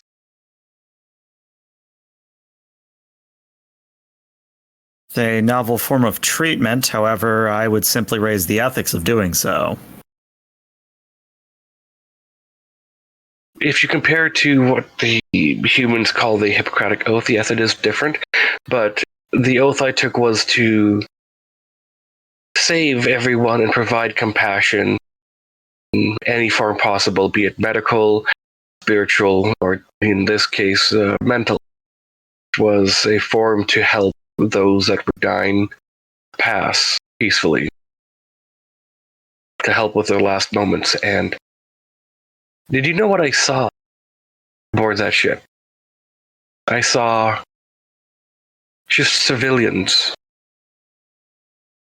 who had lost everything, parents who had lost their children and they were too injured and not enough resources or hands to help treat them. Too far gone to be saved.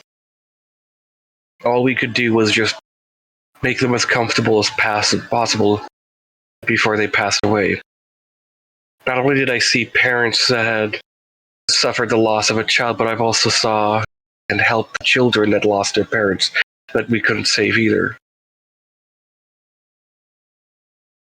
I went around making sure that their last few moments was a pleasant memory.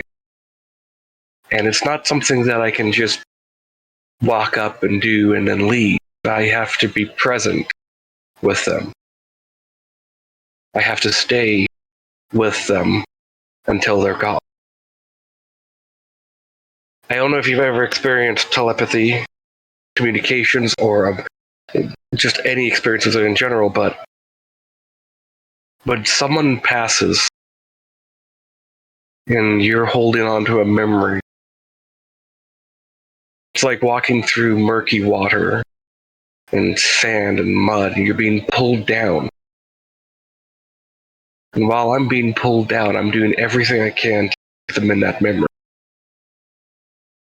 And the hardest aspect of doing that is with a child, because they have so few memories compared to an adult. And every kid I had helped and failed to save medically, I held them as high as I could above that murky, darkening water to give them a good memory, something they could be in until they pass. And for the parents, I put them in a memory of their child being born, first step, first time saying words. And for some reason, when an adult passes away, when a grown-up goes, it's not that hard on me. But knowing that the child will never have more memory, that's got taken away from me, that chance of a life got taken away from me, it is crushing. But if I had to do it all again, if I had the opportunity to change my profession, I wouldn't.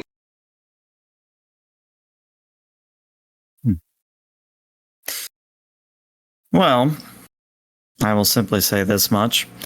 It does sound like you would benefit from some counseling, Doctor.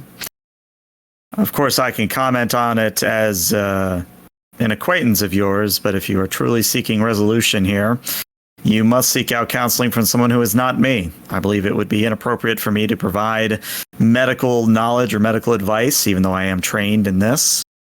I would simply say that you should do something about this.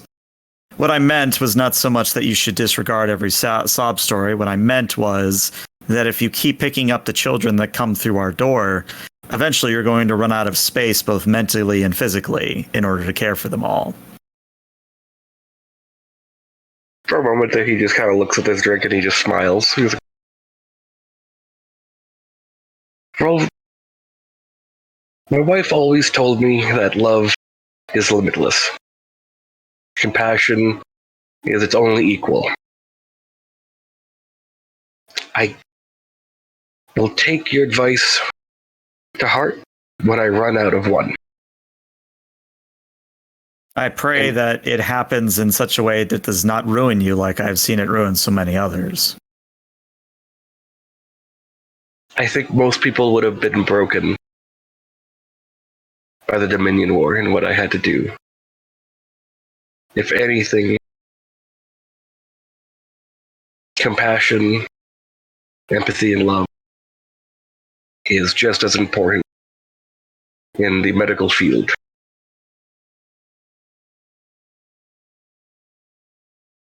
But I do thank you for your advice, and I will look at counseling. See that you do. Well, doctor, it is getting late. As much as I hate to bail, I unfortunately have the distinction of needing approximately 8 hours of sleep. Unlike you, I cannot simply stay up for a month. It does give one a lot of time to contemplate and think and mull things over and enjoy fantastic music. See that you play more of the Romulan than the Klingon in the future, would you? Certainly. I believe I have a few rare recordings from one of the smaller provinces that were from Romulus. If you'd like a copy, I'm sure I could make some for you. That would be acceptable, yes. It's quite interesting, though. You are a different person when you dance, and yet you're still the same stiff limb in conversation. Simply who I am, Doctor. He smiles, like, and I bet you wouldn't want to change. At this time, I see no reason to. Well, you have a wonderful night, Centurion. And you, young man. Yes. You're only young once. Take your opportunities. Yeah. When? She's not my type. He just scratches his chin for a moment. You're like, We'll have to find you one. I'm more worried about showing up to work than I am worried about a relationship right now. He just smiles and he's like, who are you trying to impress? Right now, myself. I don't have any family to impress. But there's some, I guess, guilty pride and, or maybe some ego. Growing up in an orphanage, essentially, group home.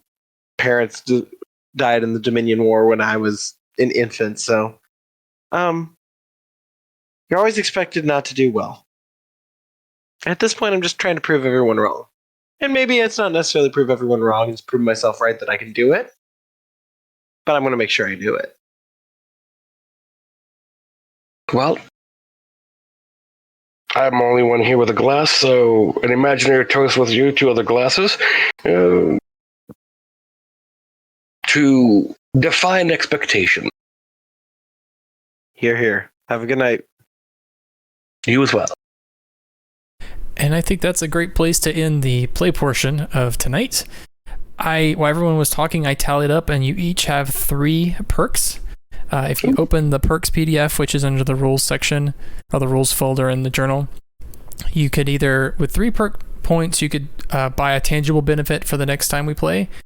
or instead spend 2 perk points and lose the third and gain a favor from an NPC. Your choice. What's the tangible?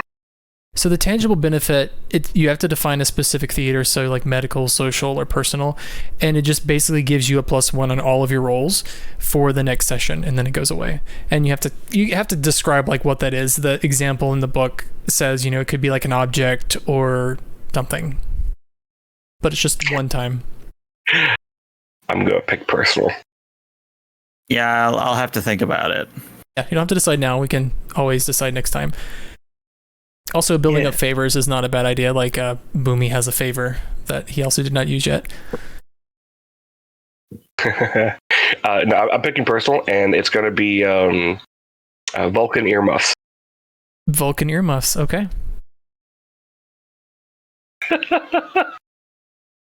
Very interesting. You'll have to find out why for the next session.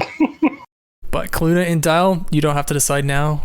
We can always wait and decide later, but yeah, those are the points that you have. They go away after each session, so you have to spend them. You can't build them up, unfortunately. Mm-hmm. Got it.